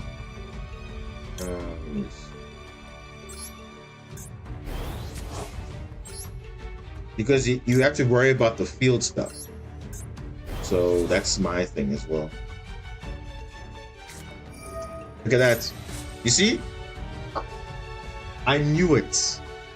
I just knew it. Flipping the bureau. I knew it. Of course. Of course. Of course. You see, guys? Again, literally, we just spoke about it now. We literally just spoke about it. And look at that. Nibiru again. So, let us do this. We can discard this one.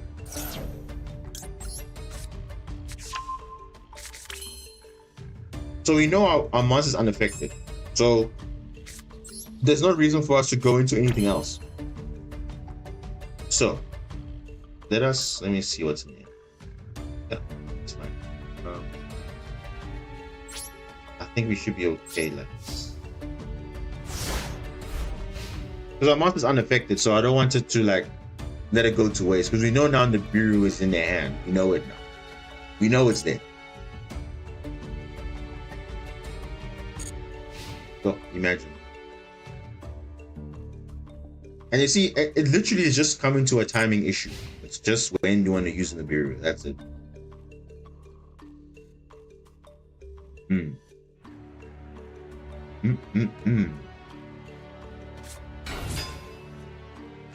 Aquins. Ooh. Interesting.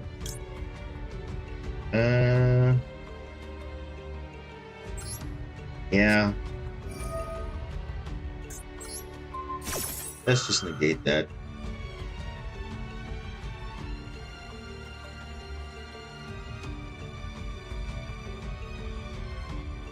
Oh, we shouldn't get too confident though. I mean, anything could happen overnight. Like just go a full 180. So, see, it looks like they have something, but I don't know.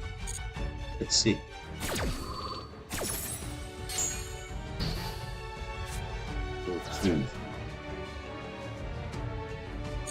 Okay.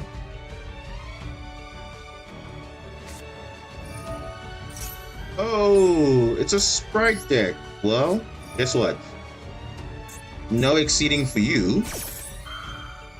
That's why we have dimensional barrier. So you can do your sprite starter, but there's no exceeding for you. So unfortunately for you, it's fine. And even if we lose Ocean, we are still unaffected through the effect of Coral Triangle and Crystal being unaffected. So we are fine. Sprite Blue. So this is Live Twin Sprite basically, yeah. Live Twin Sprite. So the Live Twin engine is offline, then the Sprite engine is online. And that's pretty much how the synergy works. And obviously it's level 2, so. Oh, Sprite Smashes. Oh, okay. Okay. Banish the field spell. Okay.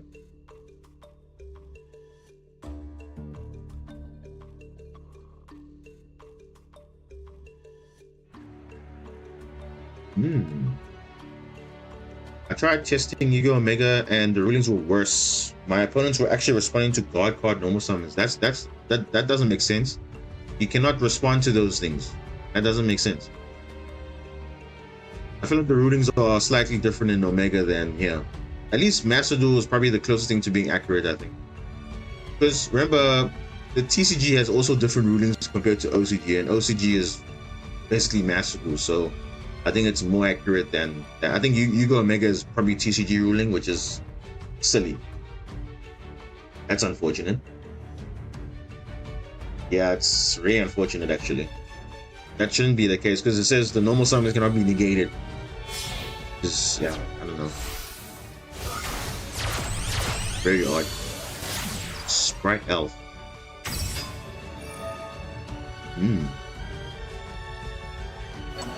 Sprite Elf.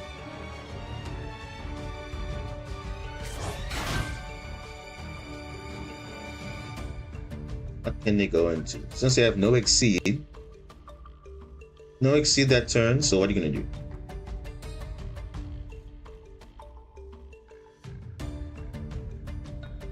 Only ruling I had if I must do was Necro Valley because OCG checks is different. Yeah, that is true.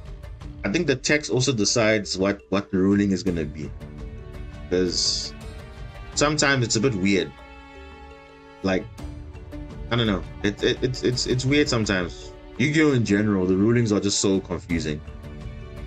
So sometimes certain cards, because of the ruling nightmares, they actually just have to ban the card outright because it's literally conflicting with everything. So I completely understand. Sometimes it's just you think a card works, but it doesn't work. Like, I don't know.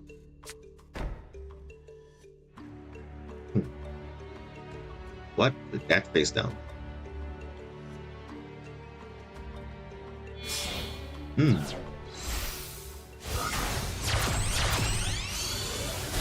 Masquerade. Ooh. Okay. Okay.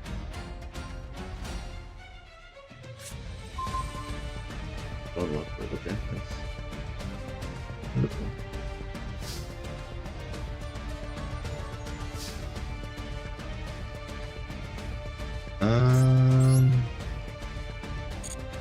This.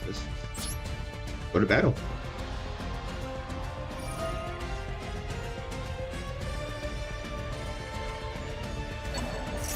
Right? Yeah. Now they can go into Underworld Goddess, so I'm not really like.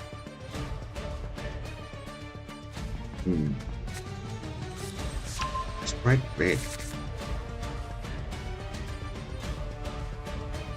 Drawing Lockbird on my turn. No. Don't make sense.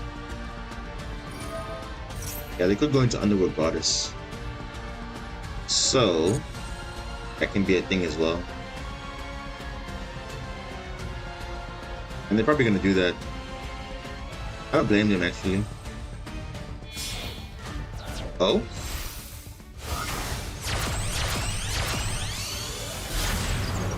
Nightmare Unicorn.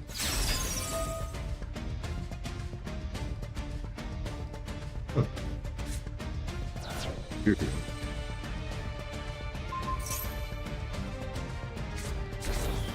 Oh, that's a bit rude, don't you think? Oh. Oh. Oh. Oh. Oh. Okay. Oh. Okay. That's interesting, opponent. Yeah, I think let's just go for the safe option. Yeah, let's just do that. Yes, let's go to let's continue the main phase because clearly that's what they wanted us to do. So let's do it. Wow.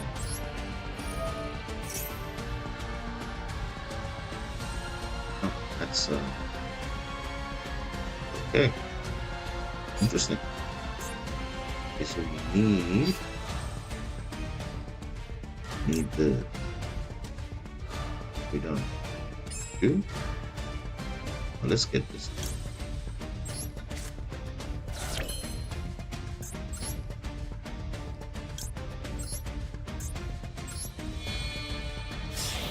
If we lose to this, I'll be quite shocked. Does he have an Emperor maybe? He probably has. He probably has, which is fine. He probably has. I don't even know. No. Taylor, Barrier. I'll just get this back. Okay. Okay.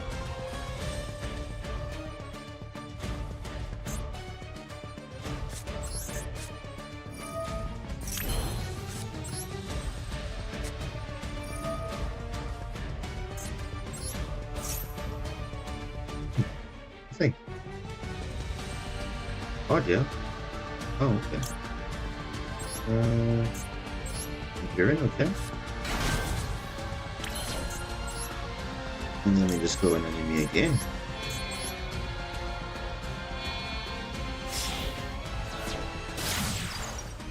Girl. This game, I think it is. I think it should be game, yeah. If we're doing it right, I think it should be game, right guys? Yeah, I think it is. It should be game. Now he thinks, oh, because unicorn can't be destroyed, I'm gonna banish it, so sucks to be him, right? Okay. This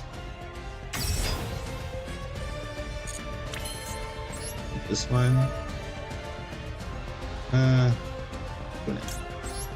Any monsters. Doesn't really matter. Playing Korth into this. I mean, we literally saw it now. This is the exact same combo we're gonna do. Hopefully it doesn't get disrupted. I don't know. 60 seconds. That's it. The worst thing that can happen to you is the time. But I think we should be good.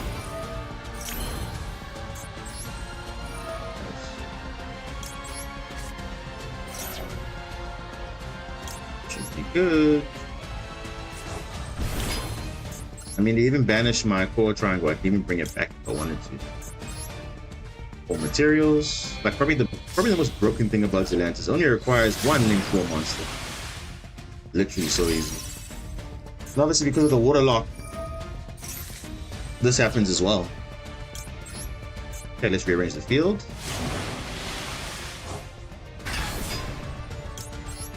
Rearrange. How much damage is? Oh, don't make a mistake.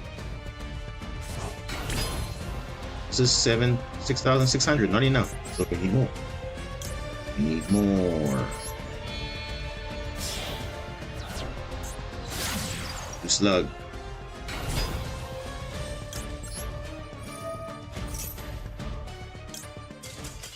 Yeah. You see, this is what I'm talking about. Exactly what I'm talking about, guys. Can you see? You would think, oh, he's in the driver's seat because he got rid of my field spell, which normally people play 1 of. You see, people only play 1 of. He got rid of my Coral Triangle, had Masquerino, did everything, but you see, it didn't work because, like I told you, in my hand, in my grave, I have something to work with. If you put all the resources at one go, then there's nothing. And we also put on the Nibiru as well. So, I'm just saying. I'm just saying, guys. That's just me. I think that was a showcase of what exactly we were talking about. You know? And this was a pretty solid deck. Though, is it out of meta? Yeah, probably. But, I mean, it's still good. I mean, definitely nowhere near as powerful as it was back in the day, but then again, we were dealing with Sprite, Dilliman, Kashtira, pretty much the whole time, yeah. And notice we never use Kashtira Ogre or we use Ice Shade Round. We just purely use Marincess Engine. Just putting it out there. Just Marincess engine we used to win. So yeah, don't catch yourself out. Ooh, this is nice. Going second. Hello. Oh yes. See, remember I say toggle on always. Kitty crows. Wait, what? What?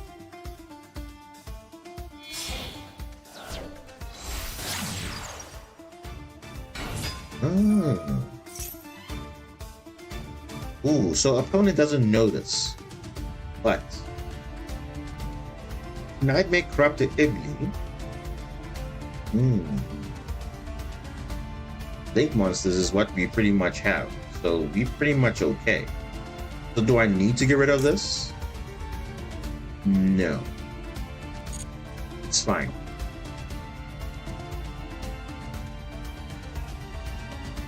It depends where he summons it though, that's the thing. Oh, that's not even great.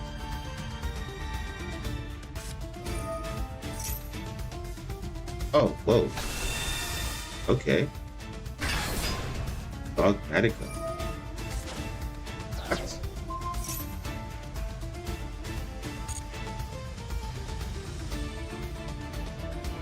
What?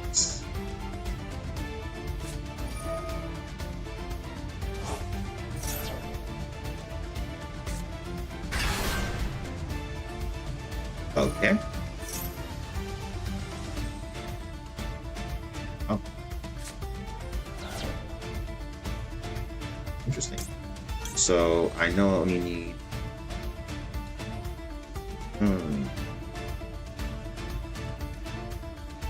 do I get rid of Crystal Heart? Yeah.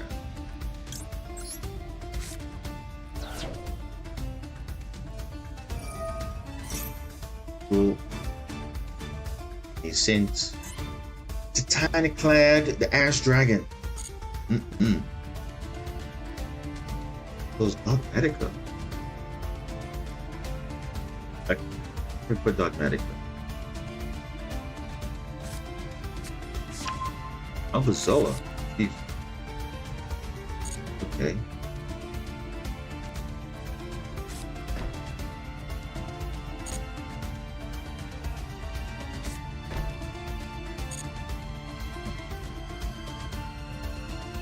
No, Pain Face. Can the Force Summons, alright. Not too shabby. Go back to get rid of this thing.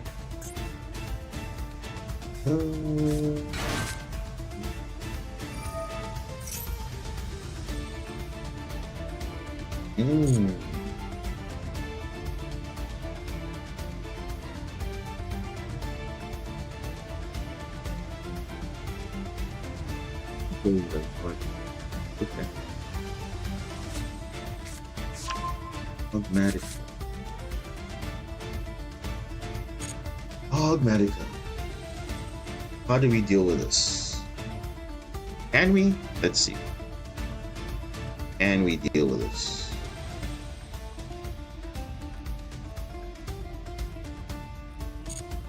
Okay.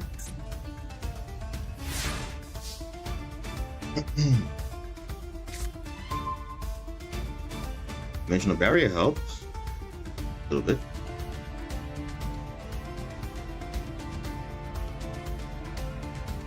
Ooh, okay. So we have a choice here. Obviously,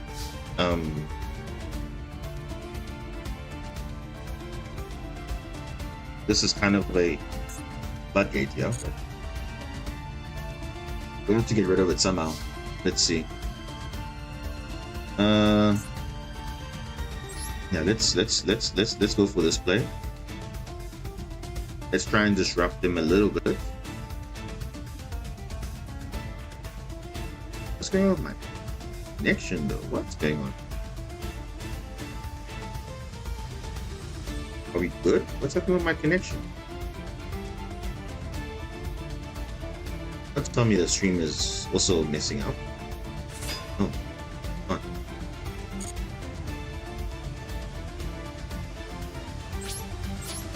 So strange.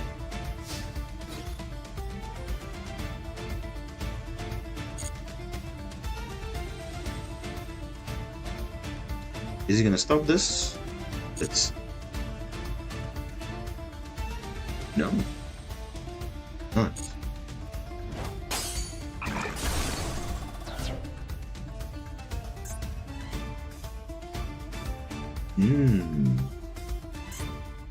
Okay. Main 2.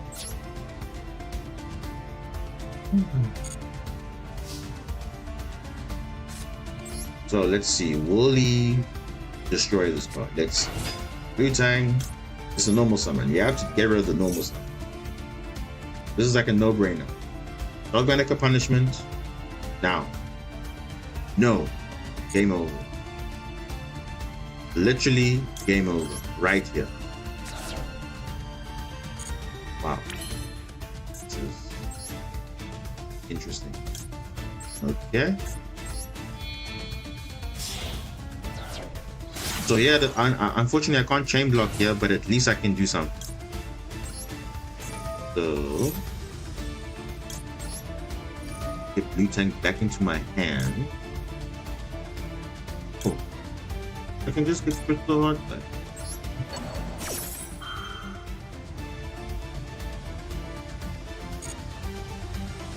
Triple Tactics Talent to my God card deck, and it got me second place at local. Nice, nice, nice, nice.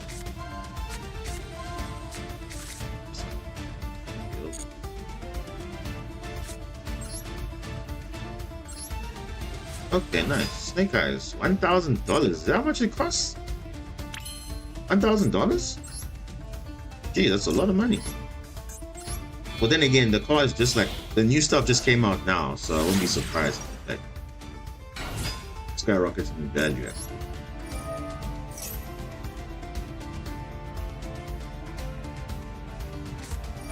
Impermanence. Oh. Impermanence.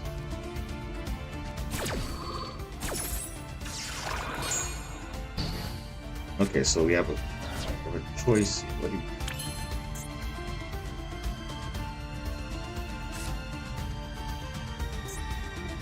Let's no. Borrow an enemy. Can you do something? Oh yeah, Fire King engine and the bonfires. Yeah, those are definitely going to be like definitely pricey. But the new rotors, basically, they're so expensive. Oh, my connection. What? Are you serious, guys? Is the stream okay? Because my game just connected now. Oh, really? Come on. That's not good. Is it a sign that I must cut the stream early? No way. Come on. I can't cut the stream early. We literally just got started, actually. Oh, come on. Do you mean like that? We're doing so well. Yep. Yeah, Bell Stars, yeah. Yeah. Now, just let me know if you're back, because I don't know if you guys are back.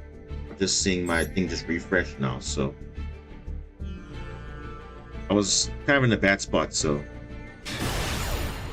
Oh, back live. Okay, cool. So I thought I was like stressing out because my game literally disconnected. It was saying connect fail because it was lagging. Then I saw no, my whole stream was on. So, but geez, what's happening? I said my connection has been a bit weird the last 2 days, but it's getting there. But that's not good. What kind of hand is this? This is a poor hand. Not great at all.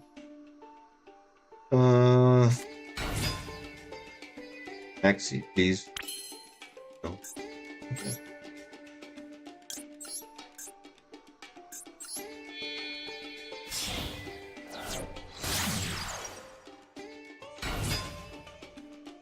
Okay, let's try and get our field spell. If you can't get it, it's fine. We already have dive in our hand, so it's not too much of it.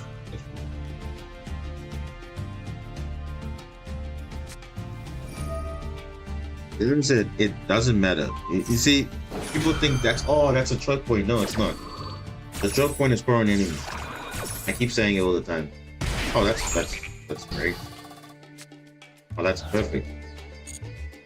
Just wasted his imprint for no reason.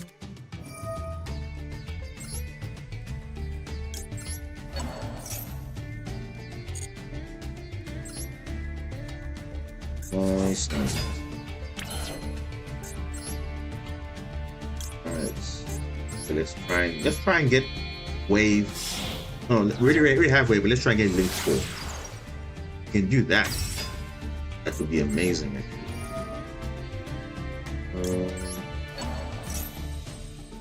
It seemed like that was only disruption impact. Now you see, if you went blue slug, that would have been bad because you see, there's nothing. So this is always the play you do when you have spring gold. You just make the best out of it.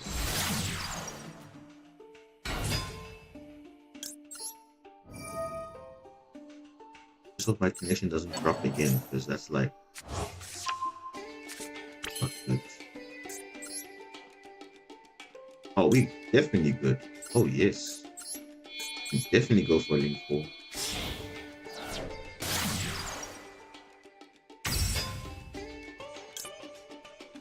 Oh, perfect.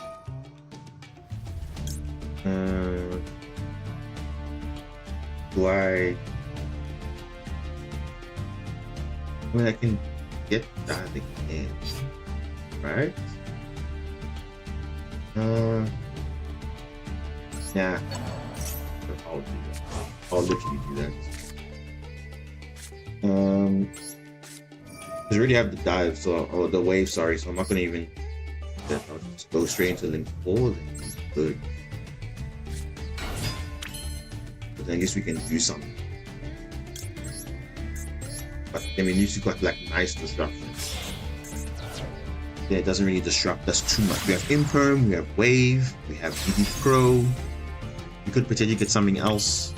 This is like the next draw, so we're good.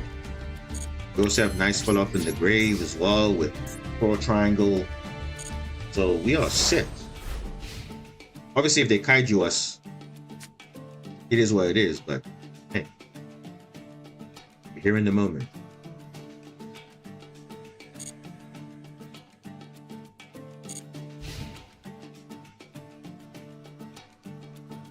Stand by phase.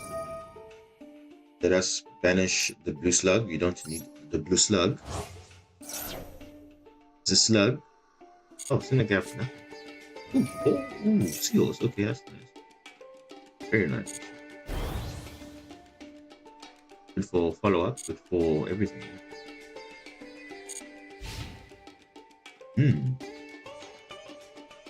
Question is, what are they playing?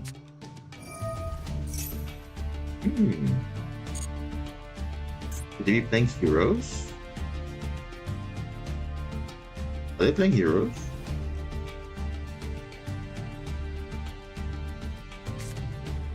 Yes, they are. Nice. So, here's the thing. When do we negate it? Yeah, I think we use Marincess Wave so that we are unaffected first of all. That's why we always use that first. Take it from there. We have DD Crow and we have Impermanent, so we can disrupt them a little bit.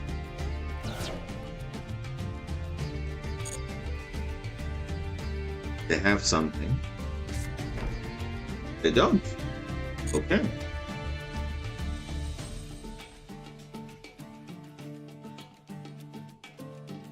Or is that just a bait? I don't know. So the only disruption was Imperm. Not great. And don't get me wrong, Heroes is powerful, but just okay, main phase is that's it. End phase, that's it. Okay. Right. What about the grave?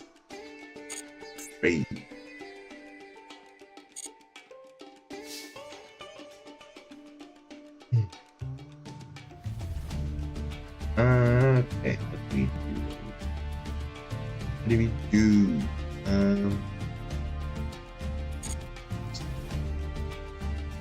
Oh, not activate the effect of the bubble reef. Okay. It's good, I think. If not, we can try and go for game here. I don't know. We'll see. Wait, what? Oh yeah, we are back. I think I disconnected some. I don't know what happened. I was in a duel and it just disconnected. My internet just cut off for a bit. So yeah, I'm just quite disappointed with that.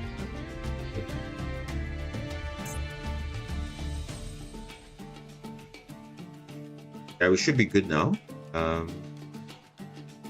According to the stream health, it looks like it's green, so it should be okay. For now, that is. Wait, what? Okay, cool. Yes, Hero Phoenix Enforcer. What? Did you? Wow. That is. Wow. Well, luckily we have impermanence, so we are okay. We okay. Why are we stressing? We okay. Why are we stressing? We are okay. We are okay.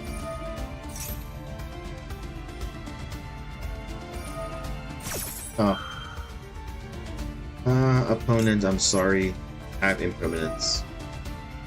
Yes, don't worry, buddy. Sorry. So sorry to disappoint you. I mean, it was either impermanence or wave, so it's not like it wasn't going to work, so we'll see.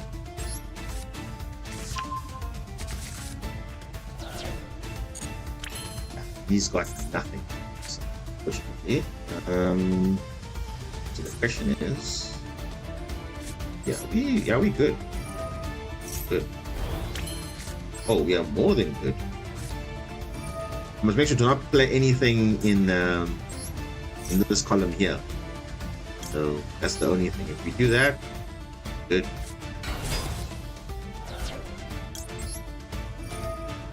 Ooh. Saying this.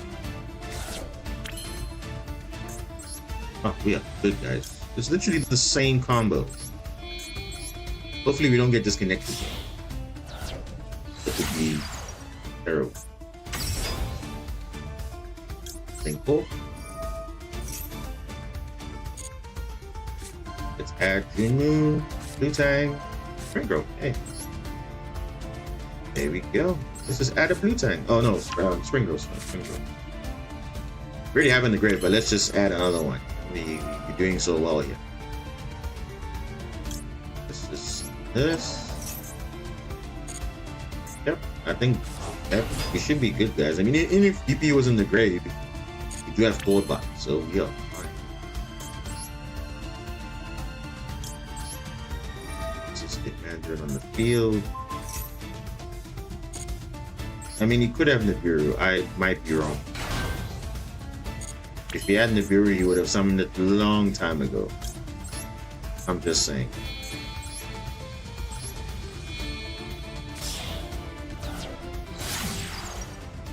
And then just to be sure, you can literally add wave back just be on the safe side. Just be on the safe side.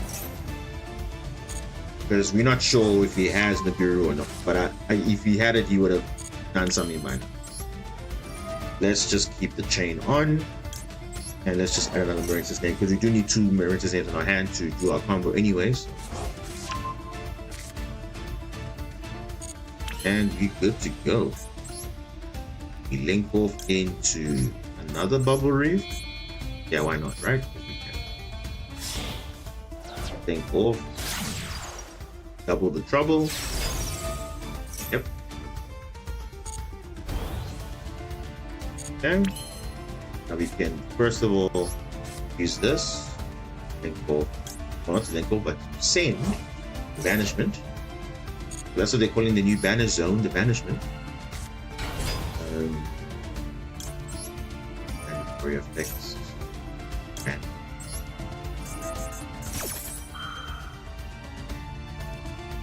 It's taking way too long, but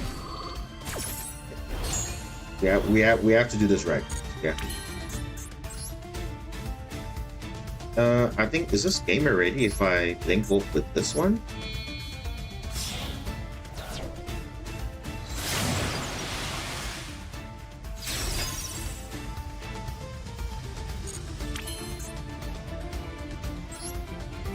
I think it should be game ready right here.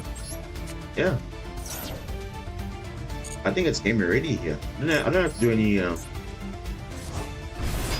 10,000, yeah. Actually game from here, so I'm gonna do this. Straight for damage, actually. Straight away. Destroy. Destroy. And that is it.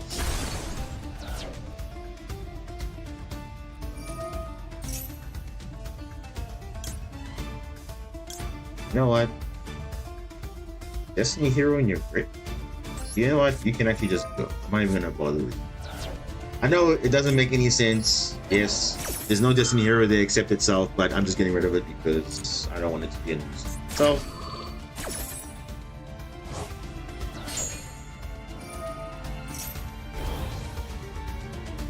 Oh, it's definitely over. Jeez. Yeah, no, this is done. I mean, to be fair, I mean, didn't really showcase much of the hero player, but hey, we did not so bad, you know?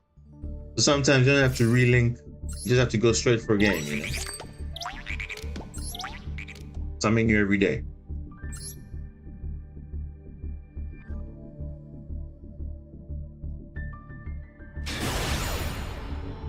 Guys, my stream is quite, it's lagging. I don't know what's going on.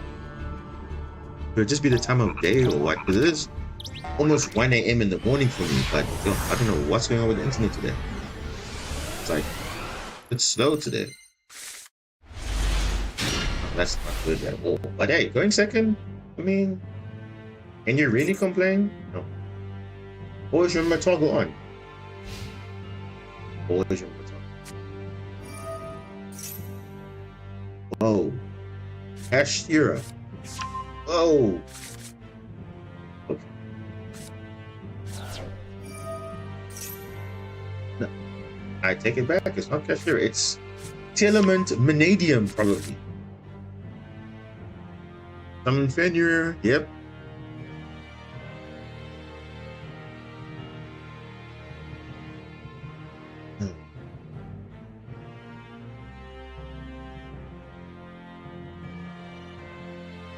Even his connection is also weird. What? So strange though, guys.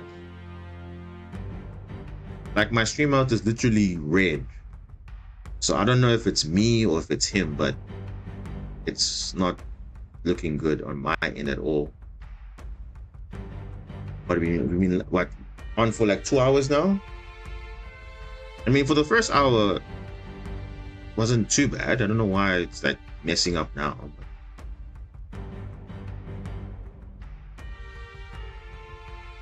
so strange, though. Synchron. What? Revolution Synchron? It's probably Telement Vanadium, probably.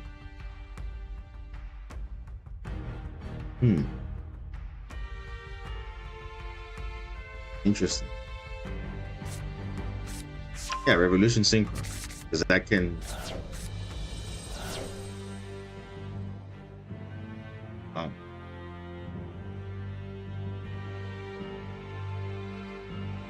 this guy's connection is quite bad. I don't know why it's red the whole time. And mine is also, that's what I'm saying. Like, I don't know what's going on. Guys, I'm so confused. Like, Wait, what? Surrendered? Yeah, I don't know. I think his connection was also just acting up because mine is very, very laggy, guys. I don't know. It's showing a red on my end. I don't know if it's clear for you guys, but it's literally, even my opponent was also like acting up. So I don't know what that means. Yeah, he was playing Telement Vanadium. Yep, Telement Vanadium. Well, it didn't matter what he was going to set, but I assume it was going to be something crazy. I mean, we did have Effect Veiler, but was that really going to do anything? I don't know. I mean, Drone Lockbird would have done something. I mean, nonetheless, we are almost in Plat 1, which is okay. I was hoping to push into Diamond, but now with this connection, I don't even know if we can even do it. Because it's a bit slow now at the moment. That Blue Eyes mate is quite nice. Going second. Love going second.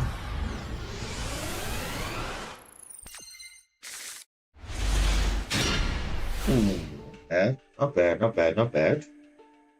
So I don't know what his end board is going to be. That's the thing. So we have to see. Toggle on, of course.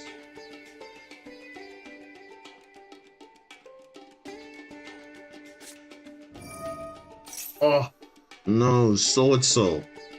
What are you doing? No. Oh no, you just no. Unless you have Pull by the Grave. You cannot add anything now. You can't draw. You can't add. Oh, dude. I mean, at least you can synchro at least, but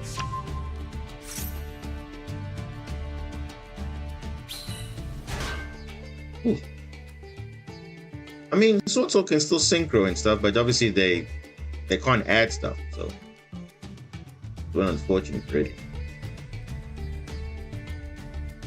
I mean, they could go into Dragite, they could go into Shishao, they could go into so many things. I don't know. Let's see what they're gonna go into. So what? Stardust Spark Dragon. What? Yo. I'm so confused. Oh, wow. Perfect. Perfect. Hashira Ogre. I haven't seen you all day. And now you finally arrived. I mean, to be fair, we do have the trap already, but yeah. You support for what? If I may add, what new support? Is it for water deck or what? Which support you're referring to there, Sour Player?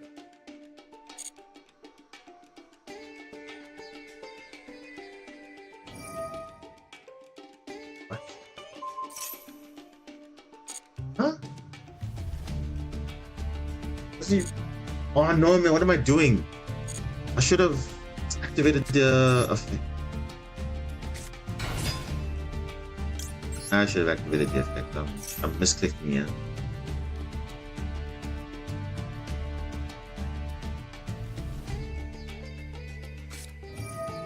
There is the Maxi.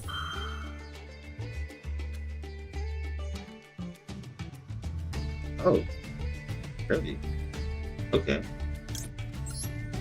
That's what? All right.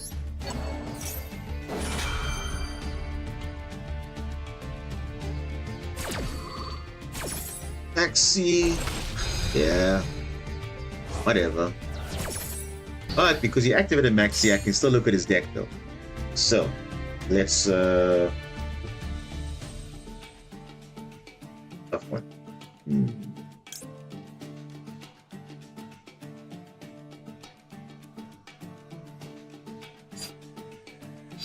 Worst case. Yeah. Yeah. Hit my redemption. Let's see what's in his deck, shall we?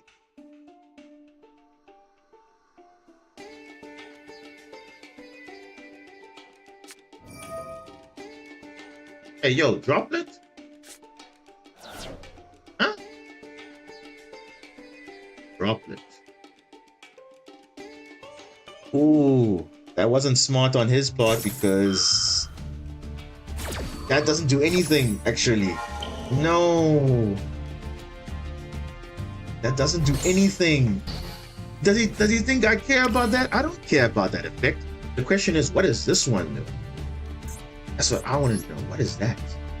Blackout and Imperm? It's not Blackout because there's no Worm Monster, so it cannot be Imperm. No, it cannot be Blackout. But Imperm, yeah, it could be Imperm. But in any case, it doesn't matter because we should be okay. I mean, doesn't have Max C. He used Droplet, so obviously Droll messed him up. Really? Oh. Oh, whoa. Oh. Give me that wave. I'm taking it. Give me that wave. And give me that field spell. Are we just winning right here? It can't be. This can't be right. Surely. Huh? I'm so... What? Think? What is that? Okay, you know what? Let's do this. Let us do this. Let's be on the safe side because that could be Imperm. So to play around Imperm, let's summon Crystal Heart, and then we'll take it from there. Yeah. I think that is the safer play because I don't really need Cash Ogre. It doesn't really affect the combo too much. It's just there for bait, and literally it took the bait. So let's see what it would do. Oh, this could have gone already wrong. No, nothing. Aliens. Wait, is this coming out in Master Duel or is this in the OCG TCG? Because I'm not aware of any new support other than what came out like I think like 2 weeks ago. Snake Eyes and all that stuff. But I'm not sure if there's anything else that's coming out. What I'm aware of, that is.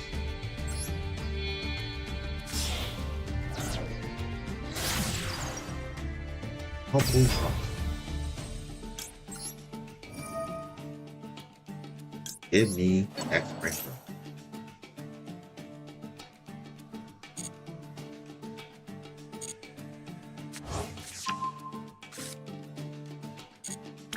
Okay. I think this is another win for the books, guys. My connection, guys, is so it's like red still. I'm not even joking, guys. It's like it's saying it's going to disconnect now. And you know when you're winning and you want to and it disconnects? That's the worst feeling ever. Great lovely. Oh. We've done this combo almost every duel today. Apart from, you know, the ones that the one I disconnected from, the Dogmatic game. But other than that, I've done this exact same combo the whole time. So much so that it's getting so repetitive, don't you think? Like it's like almost like it's part of the combo all the time, but it's not. It's only when you have immediate gain, yes. Interesting, yeah. Oh, don't make the mistake of summoning another Link 4, because that's gonna mess you up. Okay, 8,000. And his monster that he cannot be destroyed by battle or card effects is gone. And GG. Unless that face down is something that is magical. I don't know. But it's not lighting up at all. which is worrying me because nonetheless, I mean, we do have Zelantis to pop it, but what could it be? It could be anything.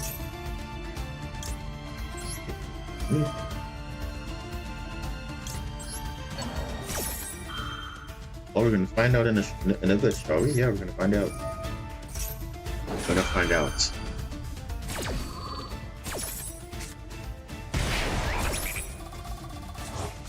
At 200 damage? Doesn't matter. Alright, let's get those links equipped.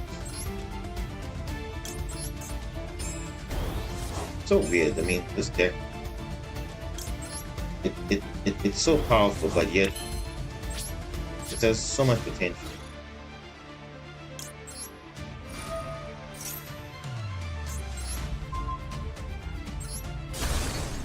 Oh no, what is that? What? Waking the Dragon. What?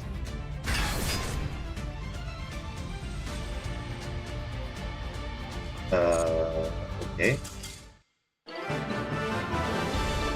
Waking the Dragon? What? Waking the Waking the Dragon. Waking the Dragon, guys. That could have been bad. So you're telling me if I didn't do anything, I would have been fine. That's what the game is telling me. That could have literally been anything. Oh, my goodness. But then again, I was 3,500 with Blue Slug anyway, so whatever he summoned didn't really matter. I don't know, but that's strange. Sword Soul does not play such type of cards. But in any case, if there was another turn, I would have been set up anyway, so it didn't really matter what he had. But still though, what? Okay, hold up. Let's check what this guy has. Oh, I see. This guy is playing a branded Sword Soul Xyz deck with red blossoms of what? Underroot. Okay. Alright. Haven't seen this card before. That's new. Is that new? Or was that Book of Lunar Eclipse? Countergate? Impermanence? Waking the Dragon? Skill Drain? Nah. No way. This guy, what is he playing? Wind Tuner plus 1 Wind non-tuner? What? Where is there Wind Synchro here? There is none. You know what this guy was taking a chance of? He was just hoping Waking the Dragon will activate and he can summon one of these. Summon this, summon that, summon this, summon that. How is this guy even... Ugh. Wow. That is... Oh, something else. Oh, guys, I want to play on, but my internet is really kicking in. I can even see all my other programs are slowing down. So I don't know what's going on, but I don't want to risk anything. So I think I might have to cut the stream early, which I don't want to, but yeah, at least we got to accomplish 2 things. We did do the duel analysis. I did record it, so I'm gonna go probably do that in the background, edit it, chop it up, make it look nice, and then we did some ranked play, but obviously it was a bit of a, you know, wishy-washy because now the signal was bad, the stream had to restart. I'm not really too happy with that. We only played 5 duels. I mean, it's not enough, but I don't want to risk the stream being suffering, and because right now it's saying frames are dropping and it's like red. So I don't even know if you can even hear me right now, but nonetheless, I think to make it up, I will actually stream. I think I'll stream later.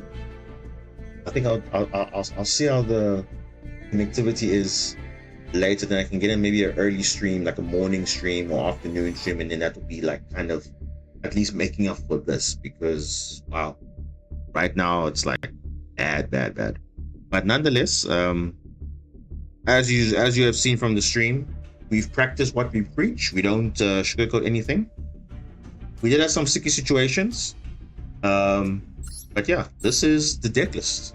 As you can see, look at my game. Look at my game. My game is not even responsive. Imagine if I carried on, I would have disconnected. Imagine. Yeah, my game is literally saying I must take a break because now my internet's acting up. So this is the deck list. And notice some of the cards you have not seen yet. I have not seen Kaiju. It has not come up. When it came up in that one duel analysis that I showed you, but that's it. Ron has not come up. Kashiro Ogre came, and you saw how clutch it was. Kashiro Ogre was very clutch. You see, it saved me that duel against Sword Soul, because Sword Soul wasted all the negates on the Kashiro Ogre, which I didn't care about. So, and again, Kashiro Ogre and Ron are like the support wing. So, yeah, they know exactly what they're doing, and yeah, it's working. So, yeah, it works nicely. Drew Moon, not yet. I haven't seen much today, but hey, it does come up if it does. CP Maiden was there, came up. DD Crow, yes. Drone Lockbird, yes. I mean, if you haven't got Drone Lockbird by this stage, you kind of should. I mean, it's quite a powerful card. As you can see, it's an SR, and it's probably one of the most powerful SRs next to Evenly Match, I think. That and Drone Lockbird or SRs, I'm surprised. I would say they probably be better than Ash Blossom and Maxi. Yeah, you're probably thinking, what? Ash Blossom? Yeah. This is a free Ash Blossom. Don't hate me on that. I'm not playing any more Ashes because, as you can see, I don't even need Ash in my deck. Ash is just there for being there, but I couldn't care less about it. Because realistically, people are only playing Ash because of Maxi. So if Maxi wasn't there, people won't be playing Ash. So that's just my thing. Rather be playing more Crows and Baylors and that stuff. More Nibiru and stuff like that. So one Nibiru, okay. But yeah. I'm actually happy with the deck. As you can see, it's doing quite well. And you think 50 cards. I mean, in all the duels I've played in like the last 2.5 weeks, I've only bricked like twice. And that's with like with one monster, like Pascalis is like a brick, or I had Sleepy Maiden once, and then that was it. Other than that, we pretty much had a good hand with 50 cards. As you can see, it's a nice balance of cards. So I'm pretty happy with the result. So yeah. I think I will make another pop-up stream, but yeah, we'll see. I apologize for those that were here and they couldn't watch the full stream all the way because it didn't get cut, but I will make it up with the makeup streaming, and yeah, hopefully we'll be in Diamond by that stage. And yeah, this is Diamond Boss signing out. Thank you so much for watching, and I wish you all a good night. Cheers.